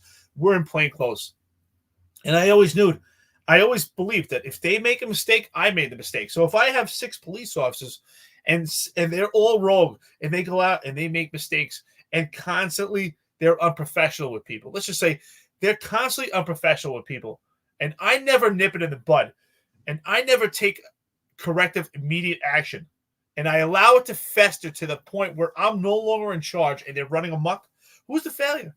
I'm the failure. So the same thing goes for Eric Adams. Even if he was a man of integrity and he was not under any probe and there's no allegation and he's not corrupt himself, if everyone around him that he has picked in his position is corrupt and they're not doing the job properly, then not only did they fail, but he failed. And that's why I say leadership is so important. There are no bad troops. There's bad leaders. And Eric Adams is a bad leader. I agree. Shroom, I don't even know what to say. How many years did you have on the job when I was forced to retire? Just shy of 18. I was like 2 months shy of it, I believe. Giancarlo Esavora, he's a gangster? Question mark. John Gotti, have you known Adams to kill anyone? Working your way up to the N-word. The R-word is throwing around too loosely, even your partner. What a surprise. Yeah, okay. So, you know, and that's the other thing, you know, the constant of let's talk about racist memes for a second. Let's talk about I'm sorry, I gotta laugh because this is the garbage that we get all the time that we're racist. So I'm gonna bring up the event I'm gonna be at so that Juju doesn't get mistaken. So that he finds his way there. I'm gonna read that out. I want everyone to go. John Shelk has Daughtry. If you guys are going to attend, please let me know. I will personally pay for your tickets. Opposition meets an opportunity. So let me know if you want to come. You will be my guest. So I'm going to bring that up. But let's talk about racist memes for a second while I bring that up. So is it up on the screen? No, here it goes. It's up on the screen. So I tweeted this out yesterday. Hey, NYPD Chief of Patrol and NYPD Daughtry, I'll be speaking here on Saturday. This Saturday, people. You can also call the organizers of this event as well and tell them more lies about me. Clowns. Hashtag racist memes. And so if any of you guys that follow me on social media, you know that sometimes I'll do media, sometimes I go away. But I recently went and did a media show. And the owner of the media company called the host of the show and said, don't have that guy on. He's a racist. Don't have that guy on. He's a racist. I had literally put out on my social media that I was going on the show about 2 hours before I went on the show. I mean, these people have done everything and anything to paint me as a racist. They've went to every major media news company in this city, told them that I'm a racist, that I'm a conspiracy theory, and they've been doing conspiracy theories for 2.5 years. And they've been doing this just because I give my honest opinion. Just because, not only that I give my honest opinion, but my very well-informed honest opinion. So, you know, that's why I welcome you to call the organizers of this event as well. Tell them I'm a racist. You've been doing it the whole time. I don't care. I'm not afraid of being called names. If you want to talk about dog whistles, if you want to talk about any of that stuff, go right ahead. The truth is not that. I'm not going to sit there and talk about being a champion of diversity and, oh, look, here's me with my black friends. I'm not afraid of you people. I'm not afraid of accusations. Like I told you originally, I'm going to say what's in my heart. And I'm afraid of one thing. I'm afraid when I go up there, he says either, yeah, you're all right, you messed up, you might have to take some time, or you're no good, get out of here. That's what I'm afraid of. I'm not afraid of your calling us racist and all this other stuff. Do whatever you got to do. You already destroyed my hopes and my dreams in New York City. You forced me out of my home, you forced me out of my career. I did absolutely nothing wrong other than say, this makes absolutely no sense. I'm not forcing anyone to put something in their body, and you're not forcing me to do it. And ever since that moment in time, everything that I worked for, everything that I knew to be true, all the people that I believed supported me, all the people that I helped get elected, all of the stuff that I did prior to that, it all went out of the window. It all went out of the window. And I just became under so much attack from supposedly the people that are on my side. Disgusting. So here's all the stuff. September 28th, Convergence, 9 a.m. to 2 p.m. Where is that? Let me pull that up again. That will be at St. Bonaventure Parish, 1140 58 170th Street in Queens, New York. Doors open at 8:20. So I'll be there. We'll be meeting and greeting. We'll be talking. There's a lot of pastors. It's going to be a motivating event, but it's also going to be a very spiritual and religious event based around God. So I welcome anybody, haters, non-haters. I welcome the people that are going to cops' homes. You guys could come too. Not shy. So everybody, that's where it is. I shared it on social media. If anybody's looking, links in Twitter. Christopher Dabrowski, thank you so much for donating to the podcast, $1.99. We appreciate every donation we get. Friends and listeners to the podcast, thank you so much for being with us with this. This saga has been going on for a while. I mean, we have not been surprised by what's going on with this administration. For a second, I just want to shift gears for a moment. I think that's awesome that you go in there in talking about religion and talking about other things. You're going to be speaking out. I'm sure you're going to do a great job of presentations. John has no problem holding a room. AJB, $20. Thank you so much. I agree with what both of you have been saying about this administration. Thank you so much. We've been saying, a lot of people have been saying, our friends and listeners who have their eyes and ears open. What I want to say about this, you're going to go out there and speak. what we say in public is the same thing that we say in private. And that's not the same for Juju, because I'm sure Juju, if they actually saw you in person, they'd actually probably either walk away in shame, or they might actually just shake your hand, and they would not be the same cowards that they are when they're trolling us. I'm sure they would be quite different in person. And I'm saying it right now. I say it positively. I guarantee Juju wouldn't say a word to my face or your face in person. And they know that. They know that. And that's okay. And that's why I laugh. That's why I feel comfortable every day with all these trolls and stuff, because I know if they saw me in person, they wouldn't say anything they wouldn't say any of these things to me. They didn't say it before. Why are you going to say it now? But I will say this, when it comes to my career, I'm actually, I actually think they did me a favor. I could no longer do what I was paid and trained to do. So I hit a road's end. The rubber hit the road. I got to a point I could no longer do the police work that I love to do. Even if I was to go back at this point, if I was allowed to, as an operational lieutenant or as a sergeant in those positions, I could not do the police work no longer, going out, getting illegal firearms, getting the bad guys, because they would let them out the back door and the police department wouldn't support me. And I would be the most complaint cop on steroids. So they did me a favor. And I can tell you, in retirement has been amazing. I'm traveling. I'm competing in jiu-jitsu. I love it. I get to do my hobbies. I spend more time with my family. So they did me a favor. And through this, I've actually made more friends from strangers. So my friends and listeners to the podcast, I'm starting to get to really know some people on a personal level and made some great friends for this. And some of the people that I thought were friends turned out to be not friends at all. They were sucking on the nipple, and they just saw me as an opportunity. I was only useful to them, when I could be. So that's okay. I learned a lot by this. There's so much value in this. Just like the book I always talk about, How Successful People Win by John Maxwell. It's a book I recommend everybody get. It's a little pocket size. You can put it right in your pants pocket. You can read it anytime. And it's good just to remind you, successful people win by looking at your failures and the bumps in the road in life and how you can benefit from it.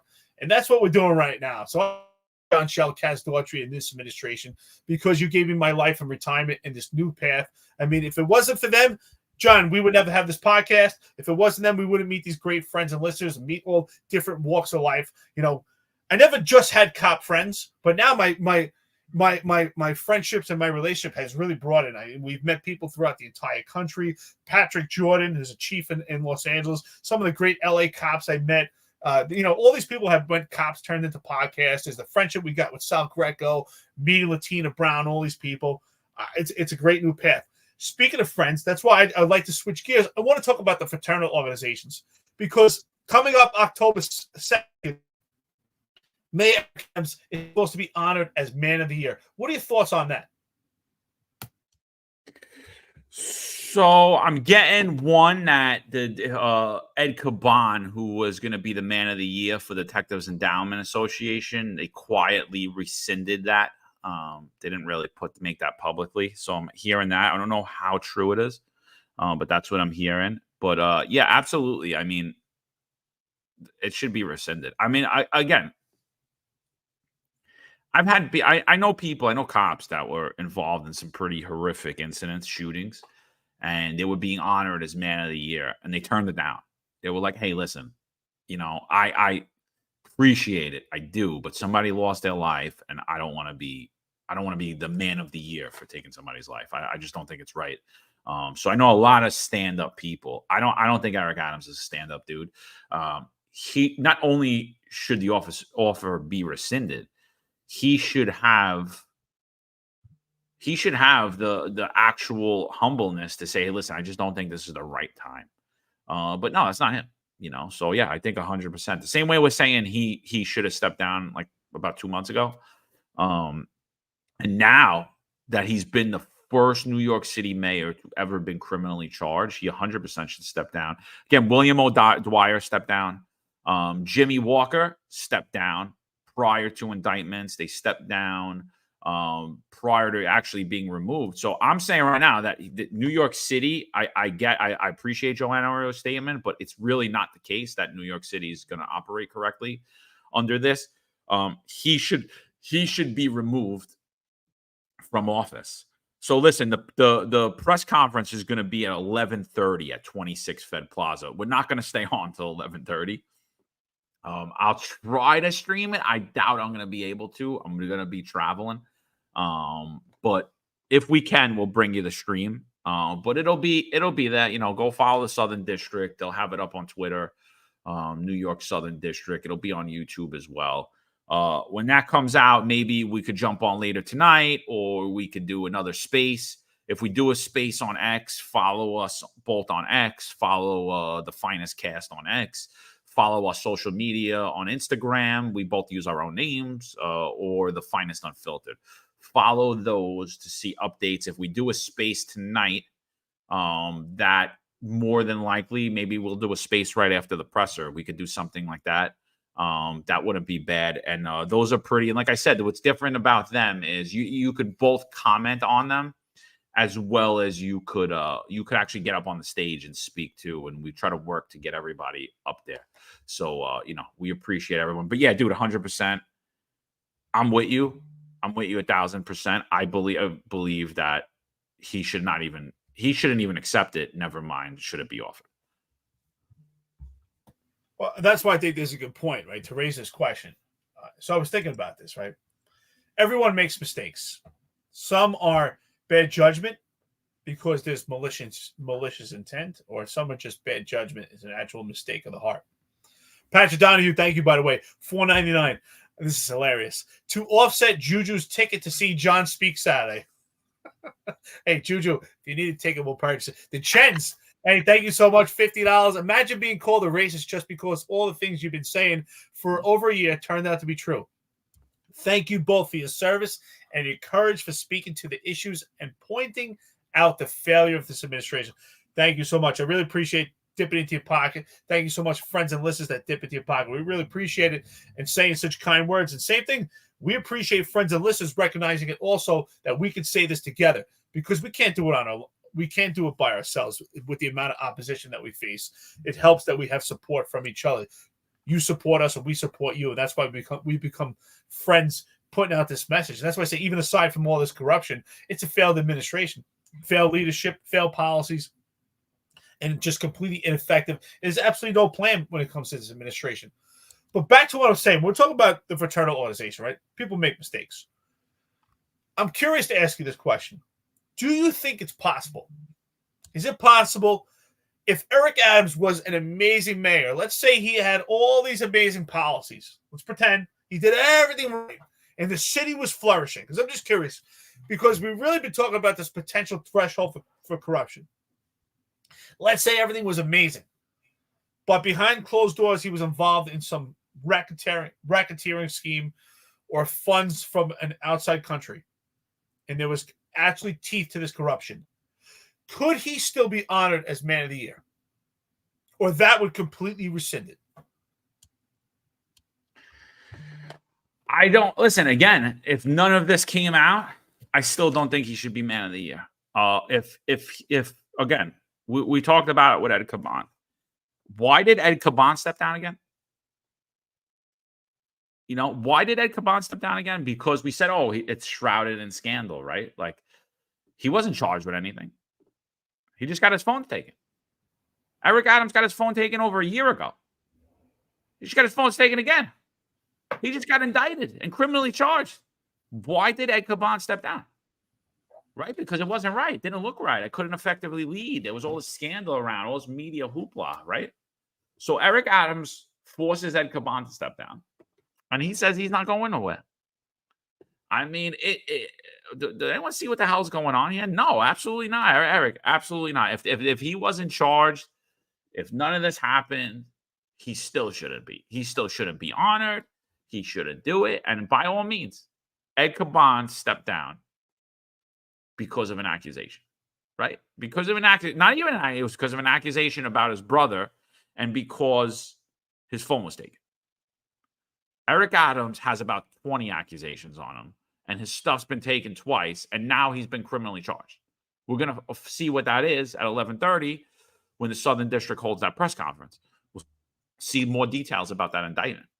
But 100%, I mean, if Ed Caban had to step down, if Ed Caban had to have all his stuff rescinded, same should be true for Eric Adams. Why Ed Caban? Is he the leader in New York City? No, he works for Eric Adams. Yeah, I'm glad that you said that. I appreciate it because that's actually reflective of what I've been saying. And, just my belief in life is that the leadership has to take responsibility and they have to take accountability for people that are under them and who they appoint. John, some people here are saying, oh, you should be mayor, I should be mayor, police commissioner. We thank you for those kind words. But let's say that was true. Let's say I was the mayor tomorrow. And they put me in a position and I say, you know what? I'm going to put John McCary as the police commissioner. But I know John McCary, he likes to go out and he's very loose with the women. He's had numerous sexual allegations. I know John McCary in the past. We were friends. John McCary used to run with some of the wrong people. He used to steal some stuff. But John McCary is my boy. He's my buddy. I'm going to make him the police commissioner. And within a year's time, allegations start to arise, and this stuff starts to ferment itself, and we see an appearance of impropriety. Who's responsible? Am I not responsible? Me. I put you there. Mayor Eric Adams. He put Timothy Pearson. He put David Banks. He put Terrence Banks. He put Philip Banks. He put all these people in place. Eric Adams is responsible. And that's what people have to see. Despite what's going on with him personally, he's responsible for the atrocities that are going on in New York City right now. I said it over and over again, like I said about the NYPD leadership, but I'm going to say it about all the other appointments, Eric Adams. These people could not run. They couldn't run a McDonald's. They have no business running the largest city in New York. And I'm not knocking McDonald's workers, by the way. It's a complicated job. It's fast-paced. They couldn't do that. New York City is a whole lot different than running a fast food chain, right? So that we will agree on. I'm not knocking anybody that worked in fast food. I'm saying that's a hard job. I wouldn't want to do it. I could see how complicated it could be, making sure you have the food up, making sure it's cooked, getting it out there, put it in a speedy manner. But these people couldn't do that. And I'm saying I wouldn't put Eric Adams in front of the cash register. I wouldn't put Tim Pierce in there. I wouldn't put Phil Banks. I wouldn't put David Banks. Incompetence all around, and it all stems from him. Chen's donated $50 to the podcast. Chen, thanks a lot. And he put I think Eric just read this as well. Imagine being called a racist because all the things you said for a year turned out to be true. Thank you both for your service and your courage to speaking on the issues and pointing out the failures of this administration. Appreciate it, Chens. I'll see you. I'll give you a buzz when we're there. I know who this is. I know who the Chens is. But you're still buying coffee, bro, right? Or we'll just play poke. I'll take your money. One or the other. You guys can have coffee with Juju. Yeah. Yeah. That coward ain't showing up nowhere. If he does, he'll be hiding in his car. He'll be one of the secret masturbators in his car. Prime Timer 1234 donated $5 to the podcast. Get all the bums out. I'm with you, dude. Like, listen, I think New York City's a little rudderless. I think you're going to hit some rough patch of water. I think you're going to hit some turbulence. But sometimes it needs to be done, right? Eric said it recently. And sometimes you need to take a step backwards, take a few steps forward. I think the same happened with both of us, Eric. I think we both got our egos smacked going back and basically smashed out of the NYPD. I think it was a big blow to both of our egos, to our incomes, to our personal life, to our standing in the New York City Police Department, to all the things we thought we were and all the things we thought were true. So I think we got smacked and we took a few steps back, and I think it propelled us a few steps forward. And I think this should be a wake-up call, more than a celebratory moment, because I'm not celebrating. Eric's not celebrating. I don't really see anybody really celebrating today. It's a black eye on New York City. It's a black eye on the New York City Police Department. However this wraps up, nobody wants this. Nobody. Well said, brother. I always found myself to be a physically strong person, but beyond that, mentally strong. Because I think there's definitely a correlation between your mental strength and your physical strength. But my biggest challenge, I think my largest mental challenge was being faced with 8 sets of administrative charges in a 6-week period. I was touted as Captain America. They had all kinds of nicknames for me. I mean, I used to appreciate it, I used to laugh at it, which it was a sign of respect, and it was a sign of honor that doing good police work. But when I had 8 sets of administrative charges in a 6-week period, that changed in a second, man. I went from Captain America to like, to someone that had leprosy. I mean, you would think it was almost like I had HIV, and this was like the early 80s, and there was people that were terrified to even speak to me anymore. And that was my biggest challenge. And I sat there, and I'm not going to lie, I hit rock bottom. And I didn't let people see it. Closed my door. I was in my office sitting there. I remember sometimes just staring at the wall saying, how did I get here? I have 8 sets of administrative charges. I have to read through it. And it took me a couple of days. And I'm not going to lie. And thank God I was never suicidal or anything like that. I never had that kind of mental break. But I was broken down. It wasn't myself. And I had to pick myself up to go to work. I said, I have to turn this into something good. I got to figure this out. I got to be someone that goes on a crusade that changes the Civilian Complaint Review Board. And then sure enough, you and I linked up together after you were already speaking out. I'm like, that's what I need. We were kind of like, he speaks out. I'm not afraid to speak the truth. I don't care what people think of me. I'm like, we'll make a hell of a team. So when we started speaking together, we turned something bad into something good, and we made value on it. And that's what everybody should do. Turn something bad into something good. I never thought we would even be here at this point. We didn't think this podcast would go in these different directions and talk about all these different subjects. At first we came out, we're just going to give our police perspective, but things ferment and they grow, and we're all growing together. And I really appreciate the friends and listeners that you're here and sitting us with so many hours on a daily basis, and the donations we get. I think Chen's, thank you, brother. I think he donated another $10, actually. That's probably for your coffee. Here you go. From Chen's, yep. Technically, I'm dipping into your pocket the next time we get a game going. Happy anniversary again, by the way. Will Adams and Diddy be sharing a cell together? So he's talking about a game, so you must be playing basketball together. Now this guy donated. This guy's made me thousands of dollars in poker. It's a good thing he's got money. All right. Sounds like a good guy to know. All right.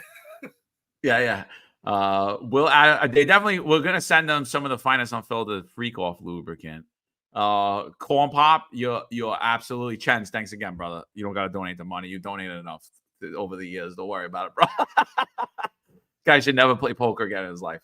But but Corn Pop, you're killing it. I mean, I'm crying reading your comments. They are absolutely hysterical.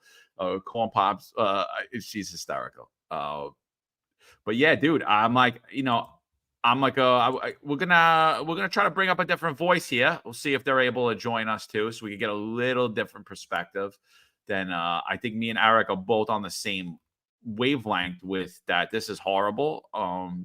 He didn't speak up for New York City, but maybe we could get a different voice on here other than. So we're gonna see if that happens in a few minutes. Bring someone up to talk about, because I'm just sitting here like I'm just itching for the indictment. I just want to know what the indictment is. I want to hear what the indictment is, and then I think at that point we can make further assessments on what's going on. But right now, just to recap, we got 1,400 people in here. If you want to chat, please make sure you're in the live chat. Please like, share, and subscribe out to the space. Right now, we're talking about the indictment of Eric Adams. It's still sealed. It will be, the indictment's coming out at 11:30 from the Southern District of New York. I don't think we'll still be on at that point. If we are, we'll bring it to you. If not, we'll bring it to you in a different way, and maybe we'll host an X space after. But right now, we're saying this doesn't appear to be political. It just doesn't. It just doesn't appear, from what I'm saying and what Eric's saying. We don't believe that this is political. We believe that this administration has been shrouded in scandal, in multiple scandals, and we can't make a judgment on the indictment until we actually see the indictment, until we actually see the evidence. And we're not sitting here cheering all this on. So we're bringing up our good friend Jennifer Harrison. We just kind of want to get her opinion. Victim Rights New York or Victim Rights USC. She's an advocate for all crime victims. She's been out. Maybe you've seen her on Fox, on Newsmax, 770 WABC. She's always out there in the media advocating for victims. She does a lot of work behind the scenes with actual victims of crime. She's actually a victim herself. And, I think she's a great voice for everyone in New York City, regardless if you're a Republican, a Democrat, a conservative, a liberal. It's not really her take. So yeah, I'm excited to bring her up to the stage. We're going to bring Jennifer Harrison here, and let's get her thoughts on what she sees transpiring. So, Jen, welcome to the stage. Thank you for joining us this morning. Hi, thank you for having me. Sorry for my appearance. We're under tornado warnings and watches and whatnot, so I'm just, moving around a lot this morning. Everything's good, Jennifer. A pleasure to finally meet you in person. I guess this is what's in person right now when it comes to this virtual world. We spoke before. Thank you for everything that you do. I follow your stuff, and it's great having you here. Thank you. No, thank you for everything that you guys do. Your voices have been tremendous. Not like you said, John, not, on Republican or conservative or Democrat issues, but just simply for standing up for what is right against what is wrong. And the people, the corrupt criminal enterprise that is governing New York State and New York City just are completely evil, and their shame knows no bounds. They have no limits to the depths that they will go to destroy lives. You guys experience that firsthand, and unless people like you and me stand up and fight back against it, it's going to continue. So thank you. No, thank you. But Jen, so this indictment comes down, right? We've been saying for months Eric Adams is getting indicted. We've been pointing out to a lot of really bad looks on many of his appointments, things that we're pointing to and saying this is clear signs of corruption. He's shrouded in scandal. He's shrouded in clouds of what appears to be corruption. Now we see the Fed starting to move, taking people's phones, raiding people's homes. We've seen his second police commissioner step down. His third police commissioner comes into place. His home gets raided.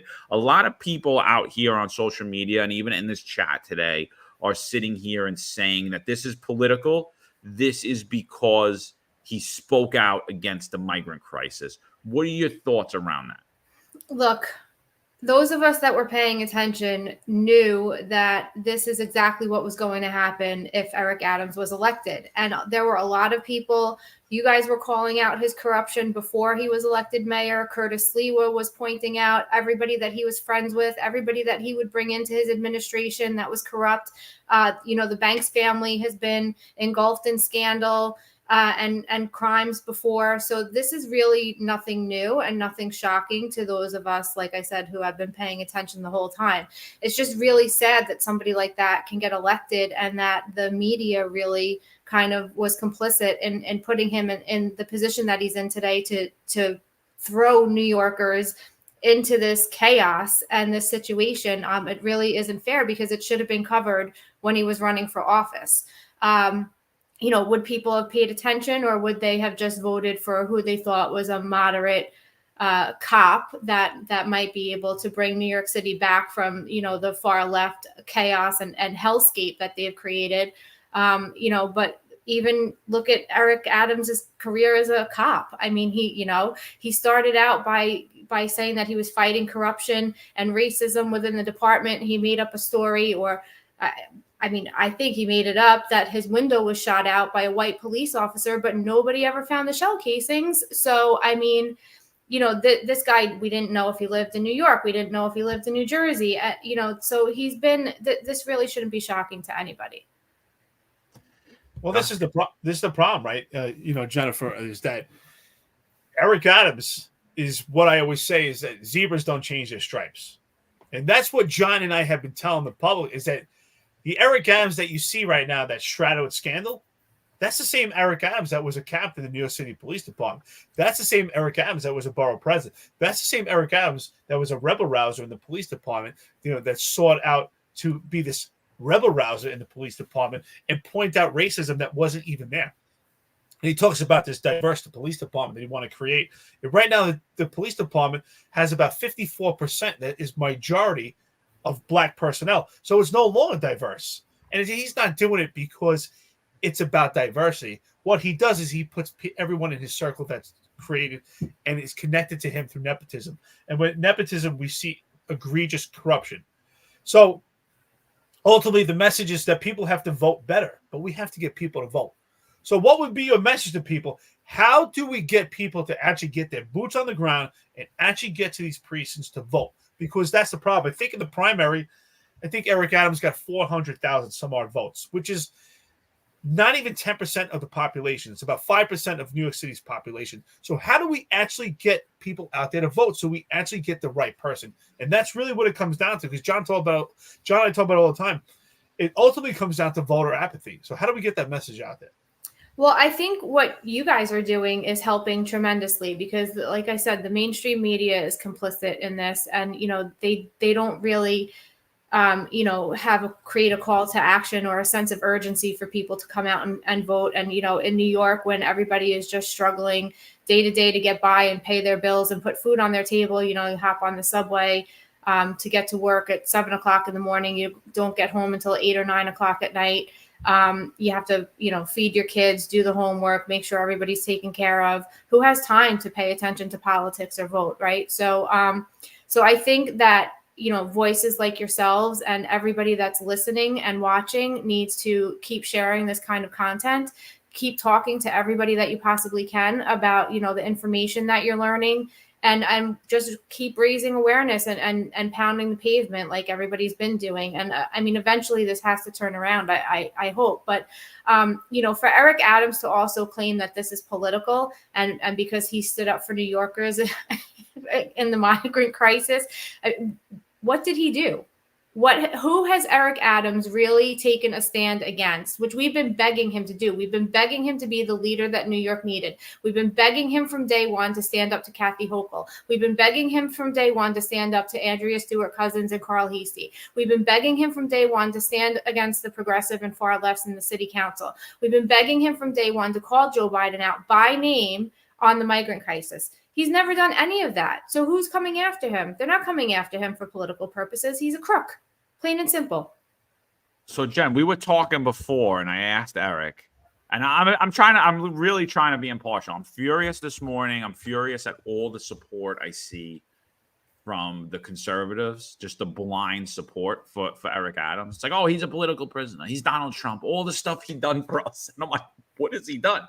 And so, like, the question really is, I asked Eric, I asked myself, what, in your opinion, has Eric Adams done that's positive for New York City or for New York City residents? Is there anything that you could point to and say, well, I got to give him some props on anything? Is there something that you could reach into about Eric Adams and paint him in a positive light? No.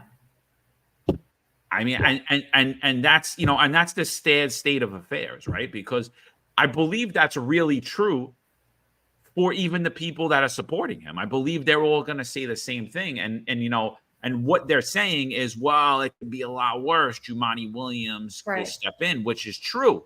Jumaane Williams will step in, but does that mean we should allow this to go? Like, what's your thoughts on that? Like, well, when you ask the question, what has Eric Adams done, positive for New Yorkers or to help New Yorkers?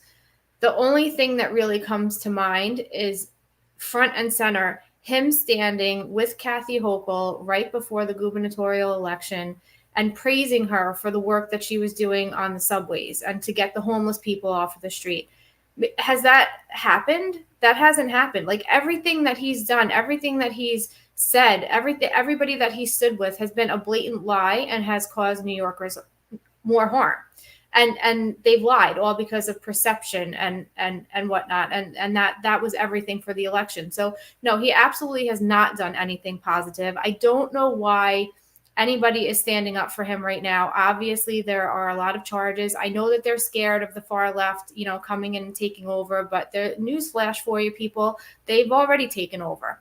So, maybe if people took more of a stand like you guys are doing and like I've done and against, what's going on, and they did stuff, they took preventative measures before these crises happen. Like, I've made tons and tons of phone calls saying, this is what's going on in my neighborhood. I see it firsthand with the migrant crisis in my supermarkets, in the schools, at the bus stops, walking down my street.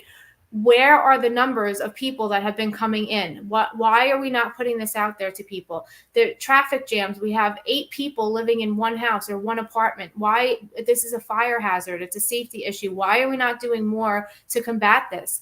And, I don't understand why New York politicians feel like that, there's like a uniparty and everybody has to stand together. I guess like it's a kind of go along to get along kind of attitude, maybe because they're just so used to losing and New Yorkers voting, blue, that they don't know what to do. But the time is now, or we're going to lose not just the city, but we're going to lose our country. And what happens when our cities fall? New York is collapsing. It's on the verge of real destruction, as are many cities across the country. So what happens to our country when our cities absolutely collapse? Everybody has to take a stand now against this, and they have to call Eric Adams out. Jumaane Williams might be the mayor for a little while, but he has to call a special election. He's not going to be the mayor for that long.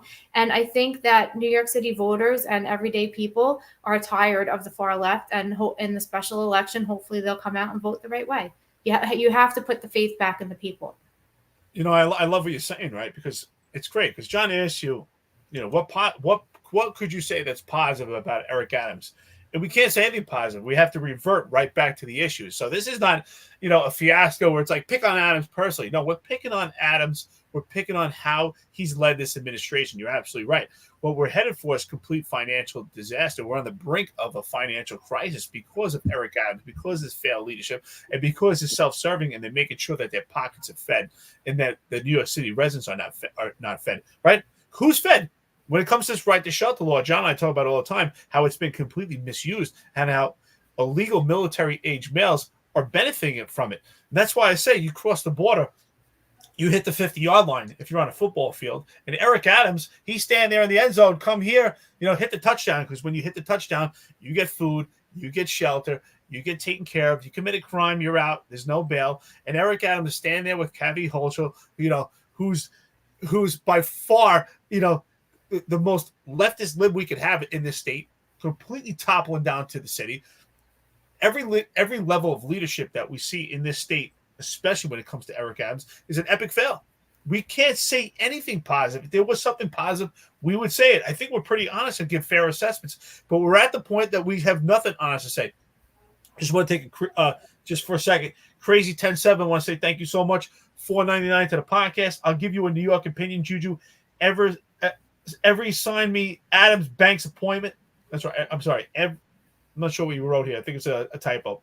But every one of you signed Adams and Banks appointment. The NYPD has been an empty suit, total zip, no police work done ever. And that's exactly what we're saying. That when you're in a leadership position, what makes someone a good leader? You don't have to be the smartest person in the room, but you have to put the smartest people around you.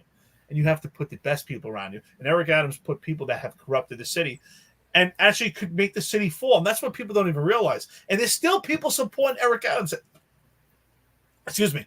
There's still people supporting Eric Adams at this point. And I just can't understand. And especially we talk about victims' rights, right? How are we supporting the victims right now if we have illegal military age males? So what do you think about the public response when it comes to the subways under Eric Adams? When it comes to this bullshit technology they put, there's absolutely no plan. What do you think going forward? Because right now what we're saying is Jumaane Williams is going to be in place for a short period of time. So could it get any worse? I don't think it could get any worse. Even if it does, it's the only chance to get better. So what are your thoughts on that? On Jumaane Williams, or? Yes. What are your thoughts on Jumaane Williams as far as could it get any worse? And do you agree that sometimes it has to get worse to get better? Well, I don't think that it really, like you said, it can't really get any worse. Look at where we're at. I mean, the FBI is raiding every level of this administration. Does it get any worse than that? We're governed by a corrupt criminal enterprise. I had to leave my state. Tons of other people had to leave their state because it was unaffordable and relocate to a different area. So, we lost a congressional seat in New York. I mean, no, it doesn't get any worse. Eric Adams wasn't like the barrier between the far left and the moderates who were going to save the city. He didn't do anything. He didn't stand up. He wasn't a leader. He didn't do anything to fight back against them. They still control the city council, and that's really who governs New York. So no, and Jumaane Williams is going to be a temporary mayor. Like I said, I think the New York City Constitution states that he has to call for a special election. So it's only going to be temporary. And like you said, maybe it does. If it's going to get worse, it will only be for a little while. And maybe people need to hit rock bottom before they realize that they have to come out and fulfill their responsibility to vote for the government that they want to represent them. Jen, we're talking, we're saying like people are painting, I don't put my faith in any one person, man or woman, that like is going to lead, so there's this whole narrative that if Donald Trump doesn't get in, the country is going to collapse. I'm a well-known supporter of Donald Trump. I do believe we're headed for some seriously bad times if Donald Trump doesn't get in, but they're trying to paint the same picture of Eric Adams. Like, oh, if this guy goes, we're in trouble. It's over. And my thing is, like, we have nobody on the bench. There's nobody in the dugout. Like, I think instead of like the conservative politicians in New York City, the conservative influences pushing to keep Eric Adams in office, I think they should be pushing to find somebody to run for New York City mayor. Have you seen any effort from people who are actually say they are fighting the far left to actually present a viable candidate for New York City mayor? No, I haven't. And back to your one person point, Jumaane Williams, I mean, he's been the public advocate for how long now and how many articles, and I go after him on this all the time. I think he has 50 something employees in his office that never even show up for work. So, I don't expect him to really show up this time either. So, I don't really think that it's going to be as bad as everybody thinks that it's going to be. And the conservatives really should start galvanizing now and finding somebody. I love Curtis Lewa. I don't think that he's going to be the one to unite New Yorkers. I'm not sure if he's a viable candidate. I think he would be much more viable if he ran for public advocate. He's already doing that job, basically. But yeah, we should be galvanizing people and getting behind a candidate that can win in a special election in 90 days. Jennifer, you've been at the forefront when it comes to victims' rights. So let's have a little fun. I just want to ask you, would you throw your name in the hat? And if you did, what would be some of your policies when it comes to victims' rights? And how would you deploy the police department? And if not, who do you think could be a potential good candidate right now for mayor? Who would you support? I haven't given any thought to who I would support because nobody's really running. I have reached out to a couple of different people. I'm not going to mention their names right now because I'm not sure if they are interested or not. And I don't want to do that to them or their families. But I've been asked to run for office on multiple occasions. I do not live in New York City. I do not ever have any desire to run for office. If I did, it would be for a state office, and I'm not in a position to do that because I'm a single mom. I have a 12-year-old, and I can't be, 5 hours away from home 4 days a week for, 3, 4, 6 months out of the year. But I would urge people to vote for somebody who would reinstate broken windows, go back to, a Mayor Giuliani and Bernie Kerik kind of police department and how they operated. And, enough with this restricting cops from doing their jobs, somebody that would stand up to Letitia James, our attorney general, who vowed to prosecute police officers over criminals. In fact, protecting criminals. I actually blame her for Officers Mora and Detective Rivera's deaths because of her de-escalation bill that maybe made them stop and think before they were able to shoot in that split-second decision that could have saved their lives. So, we just have to allow police to do their jobs again. We need somebody that's going to stand up against the migrant. Rapes are up, assaults are up. Crime is not down. Crime is up. And, even the DOJ's victim services, their statistics clearly state that. I urge everybody to look so that, there are federal agencies that are and officials, Pete Buttigieg, who are trying to tell us that crime is down and just look at the numbers. Well, those numbers, which are federal numbers and Biden-Harris numbers, are telling us that crime is up, not down. So, address the migrant crisis. If we can't do anything until the federal election, I've put out, policies that would definitely help with, instead of overburdening our public education system with these migrant children who are coming in. I would invoke a program and get all of the teaching colleges to go into the shelters where the migrants are living and homeschool these kids in the shelters, get them, where they're speaking English, figure out what their health status is. If they're vaccinated, our kids had to be vaccinated. You guys lost your jobs because you're not vaccinated. And meanwhile, these kids are going into our schools and giving our kids measles. So, none of this is fair. They're taking away resources from our children.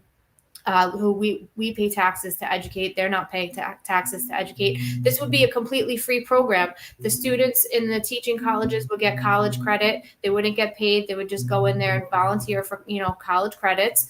And then we would relieve the burden on the taxpayer and the schools, who are already overburdened, we're being told. So there are ways that if leaders really wanted to lead, that these issues could all be resolved, but nobody wants to do anything. And that's the problem. So I really hope that, your listeners, again, are sharing your content, are getting up and making sure that everybody knows what's going on and gets their neighbors out to vote.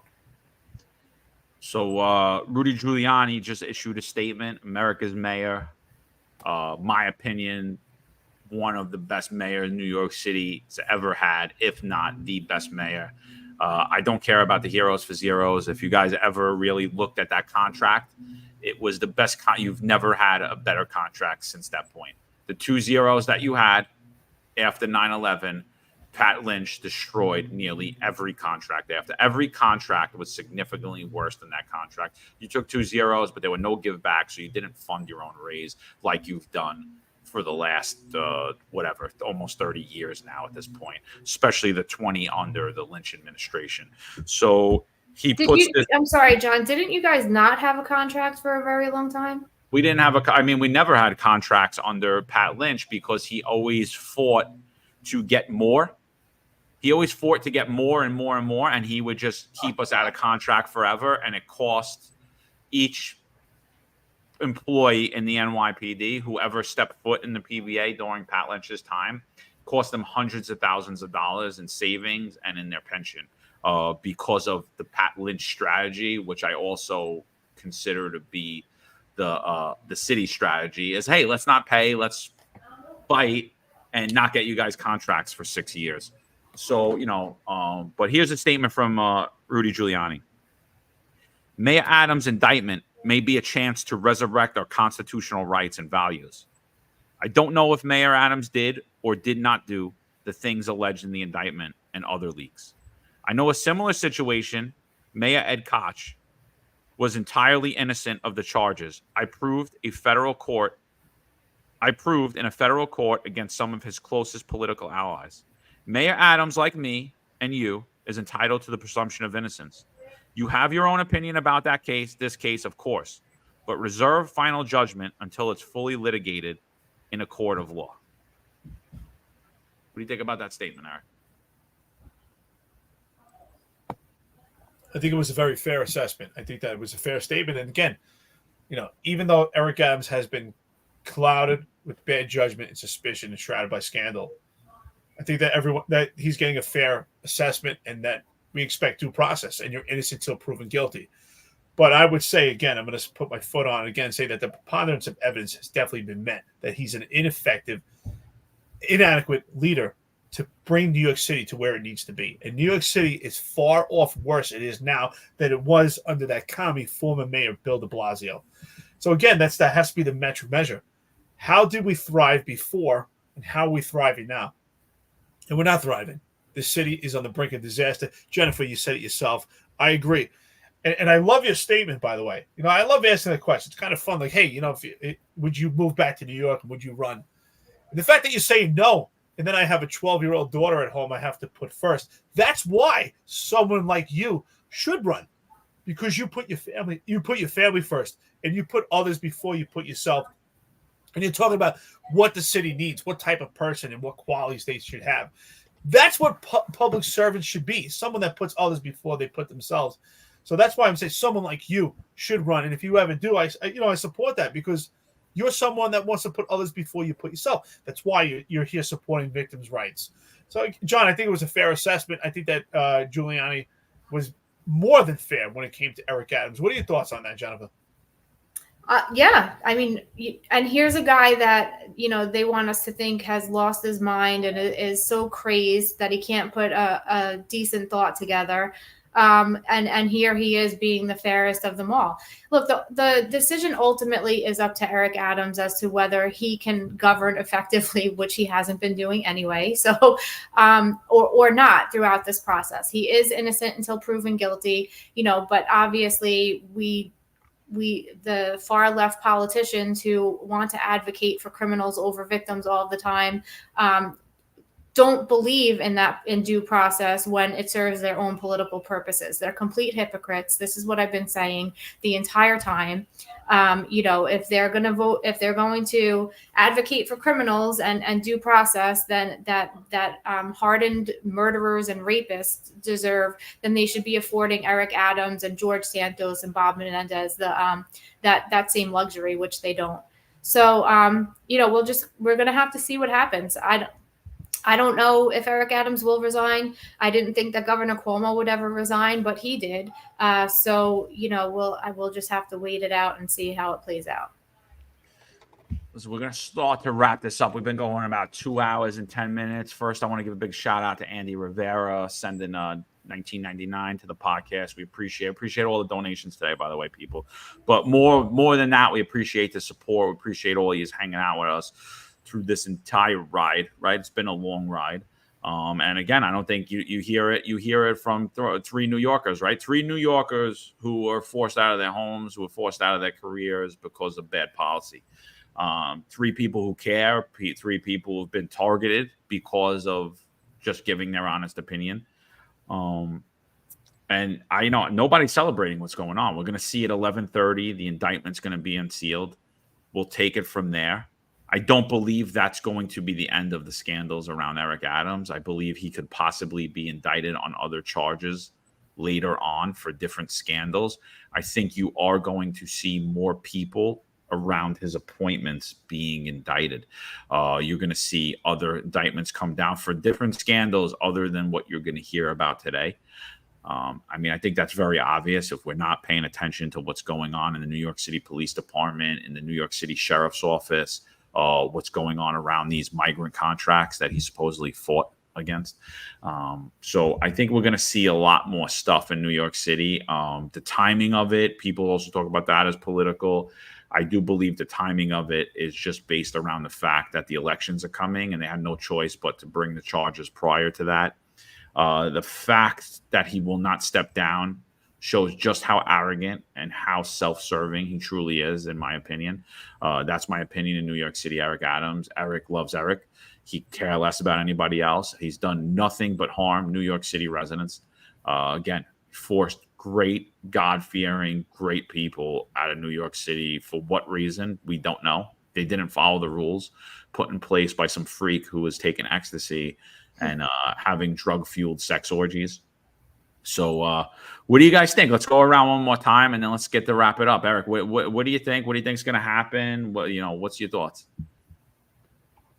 Well, listen, you said it. I think that Eric Adams is an ineffective leader, even without all this corruption. I think he should have never been voted in. But again, voter apathy. And what we're dealt with is the byproduct. And the outcome is someone that should have never been there in place. And they've been able to thrive, and they've been in a position of power. When we put people that are inadequate, inept, and just don't have the intelligible ability to be in a position of leadership, it also leads to a form of corruption. And again, we see the most egregious form of nepotism with Eric Adams and his circle of appointments. And I do believe there's a correlation of nepotism to corruption, and we're seeing it now. And yes, he's innocent until proven guilty. But let's be honest. How can he, even if he's innocent of any potential charge and innocent of these indictments, how can he effectively lead? Even if he was a good leader, how can he effectively lead where his mindset has to now focus on his case coming up, preparing with his attorneys, taking time out for his case? How can he actually put his mind and his full effort towards New York City. It's just not possible. He has to step down. Once these charges come forward, we're going to see what's really going on. We have to see if Kathy Hochul will actually pull the trigger if these charges come out and have him removed. And it has to be done immediate. We need immediate action. Even if the byproduct and the outcome is Jumaane Williams, Jumaane Williams will be there for a short time temporarily, and we will have a special election. And I hope this is significant that people have to get out there and vote. Jennifer Harrison, thank you so much for being here. I'm glad I actually got to see you in person. I've seen you before speak out, but actually seeing you this close up and personal, I appreciate it. By the way, here you talking about your 12-year-old and putting her first. I'm a family man also. I love hearing that. I love hearing that there are women that still want to be mothers first. I'm not this, person that believes in this total patriarchal society, but I still appreciate a society where women still want to be mothers and we have families. We need that. We can't have all the women out in the workforce and we don't have families anymore. We need kids educated. And I heard you talk about homeschool. I'm a big advocate for it. I homeschool my kids. I've been fortunate enough to be in retirement now that I could do it. But if you can do it, it's amazing. Thank you so much for your thoughts, Jennifer Harrison. I hope we get to talk more. I appreciate it. Thank you for all of your support. And it's men like you that stand behind women like me that make it possible for me to be able to speak out, because like John said, like we've all been attacked and targeted because of our views and because we've taken stands against evil forces. And I just I go back and forth on a daily basis as to whether I'm hopeful for this upcoming election, whether I feel like we're going to take a turn for the better and people finally had enough to take a stand and come out and vote, not take it to the street, but take it to the ballot box and fight back that way. But, so I'm hoping that we are. And, this has never really been about Republican or Democrat for me. I have been a Republican, but only one party has waged war on our families the way that they have. And those are the Democrats, unfortunately. So, I feel like the only way to bring people back to the middle, because New York State and New York City are both under supermajority rule by the Democrats, is to get more Republicans in office so that there's a system of checks and balances. There's open debate again regarding legislation and regarding these issues. And that really is the only way to bring people back to the middle. I don't think that supermajority one-party rule really works for anybody. And you just have to get out and vote, and please do. And Jen, could you just, we didn't really introduce you. I know a lot of people on this space know you. You've been out there on the national front on a lot of different issues related to crime victims, public policy. But could you just let everybody tell us about your organization, who you are, and where we could find you? Sure. Thank you for that. I'm the executive director of the Victims' Rights Reform Council. I'm focusing, now that I'm in Florida, I'm focusing more on my advocacy and supporting victims of violent crime, survivors of homicide victims of domestic violence. We also get involved with animal abuse. Animals are, victims too, and they have no voice whatsoever. So we do a lot of political advocacy. We do a lot of peer support. We do governmental advocacy and act as a liaison between victims and investigating officers or the district attorney's offices, walk them through the process of the investigation, of court proceedings. We do parole blocks. We partner with many, many different organizations on the local level across the country and the state level, as well as the federal level. We testify and go to Congress when we have to. So any support that you could give, it's the victimsrightsreformcouncil.org is greatly appreciated. And just where can we find you on social media? Loud Labs, New York City. I don't know if you follow him, but you should definitely follow him. He's at the forefront. Any real media coverage you see, even mainstream news, they're getting their film from Loud Labs. Where could we find you on Twitter, and what social media handles and things of that nature? So you could look me up. Normally it's Victims' Rights New York. I think I changed it on Twitter or X to, I always call it Twitter, to Victims' Rights US. But normally if you go Victims' Rights NY, I always pop up. Or if you just Google Jennifer Harrison Victims' Rights, then you could find all of my social media outlets. All right, awesome. Listen, we appreciate you coming on. Eric, you got any closing thoughts before we go? No, I just want to say there's quite a few of our friends and listeners there. They like what you had to say. You're definitely a likable person. You're definitely congenial. quite a few people here saying thank you, Jennifer. There's some great comments here too. Hysterical. Corn Pop is on a roll. Corn Pop says Nicole Pelosio-Takis is a loser. That's hysterical. Listen, Jennifer, we hope to see more of you. You know, and it's so interesting, right? I'm looking at this. I'm looking at this podcast right now with the three of us sitting here and say, wow, we're all New York City people, like John said, and we don't live in New York City anymore. Like that's terrible. I mean, that's what it comes down to. It's not a viable place to live anymore. John's in Florida. You're in Florida. I'm traveling the country, and I have no desire to come back to New York City. I never thought that I would actually say that in my lifetime. You know, growing up, I was so defiant. Like, I don't want to live anywhere else. All I wanted to live in was in New York. I didn't care if the streets smelled like piss. New York was the place to be. Now I don't have any desire of going back there. So, Jennifer, thank you for everything you said, and you know, putting others first, doing victims' rights. Follow Jennifer Harrison again, and like and subscribe. Jennifer, thank you so much for coming out here, taking your time. We appreciate it. Thank you. All right, guys. Listen, New York's finest, Retired and Unfiltered podcast. Like I said, I'll be up in New York City. We'll definitely be back Monday, 8:05 live. We might be on tomorrow. We'll let you know. Look out for the notification. Check our social media. Like I said, we'll probably more than likely do a space after the indictment comes out. We'll read the indictment out, see what's going on. So join us there on X. Space was rather large last night, so we appreciate all you guys, all your support, all the comments. For the ones we didn't get to, we apologize. They were flying in, and you know, definitely check out Jennifer Harrison, check out Eric Dim, check out myself, and let's keep it going. We're gonna see. We're still following the greatest show on earth. Thank you for tuning in to the finest Unfiltered, and check back for local updates. We'll see you guys soon.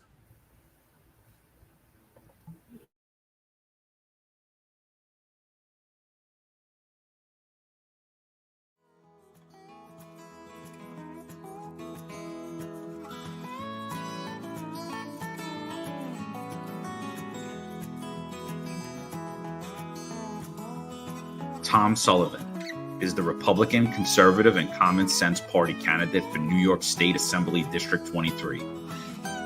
Tom is a financial professional who served simultaneously in the United States Army Reserve for 30 years and has now retired. His district covers Ozone Park, Lindenwold, Howard Beach, Broad Channel, and the Rockaway Peninsula. Come November, I would empower our law enforcement agencies to go out there and do their job and not put them or their families or their pensions at risk for doing their jobs. We need drastic change in Albany so that we have a say in this matter, and they realize people of New York State will hold them accountable. The Sullivan family has a legacy of service. Tom served for 30 years protecting and defending the rights of others. Come this November, he has earned your support. This advertisement's paid for by the Friends of Tom Sullivan. There's a handful of retired officers that don't live in the state that have a lot to say about the dream team, as I like to call it. All of a sudden, they retire and have a master plan on how to fight crime, but nothing to contribute when they were here. They want to come back and be part of the dream team. What can I say? Law enforcement professionals dedicate their lives to serving and protecting our community. But who's protecting their financial futures? That's where Laidlaw Blue comes in. Our wealth management platform is specifically designed for the law enforcement community. Laidlaw Blue is a division within Laidlaw Wealth Management, run by retired New York City detective John McDermott.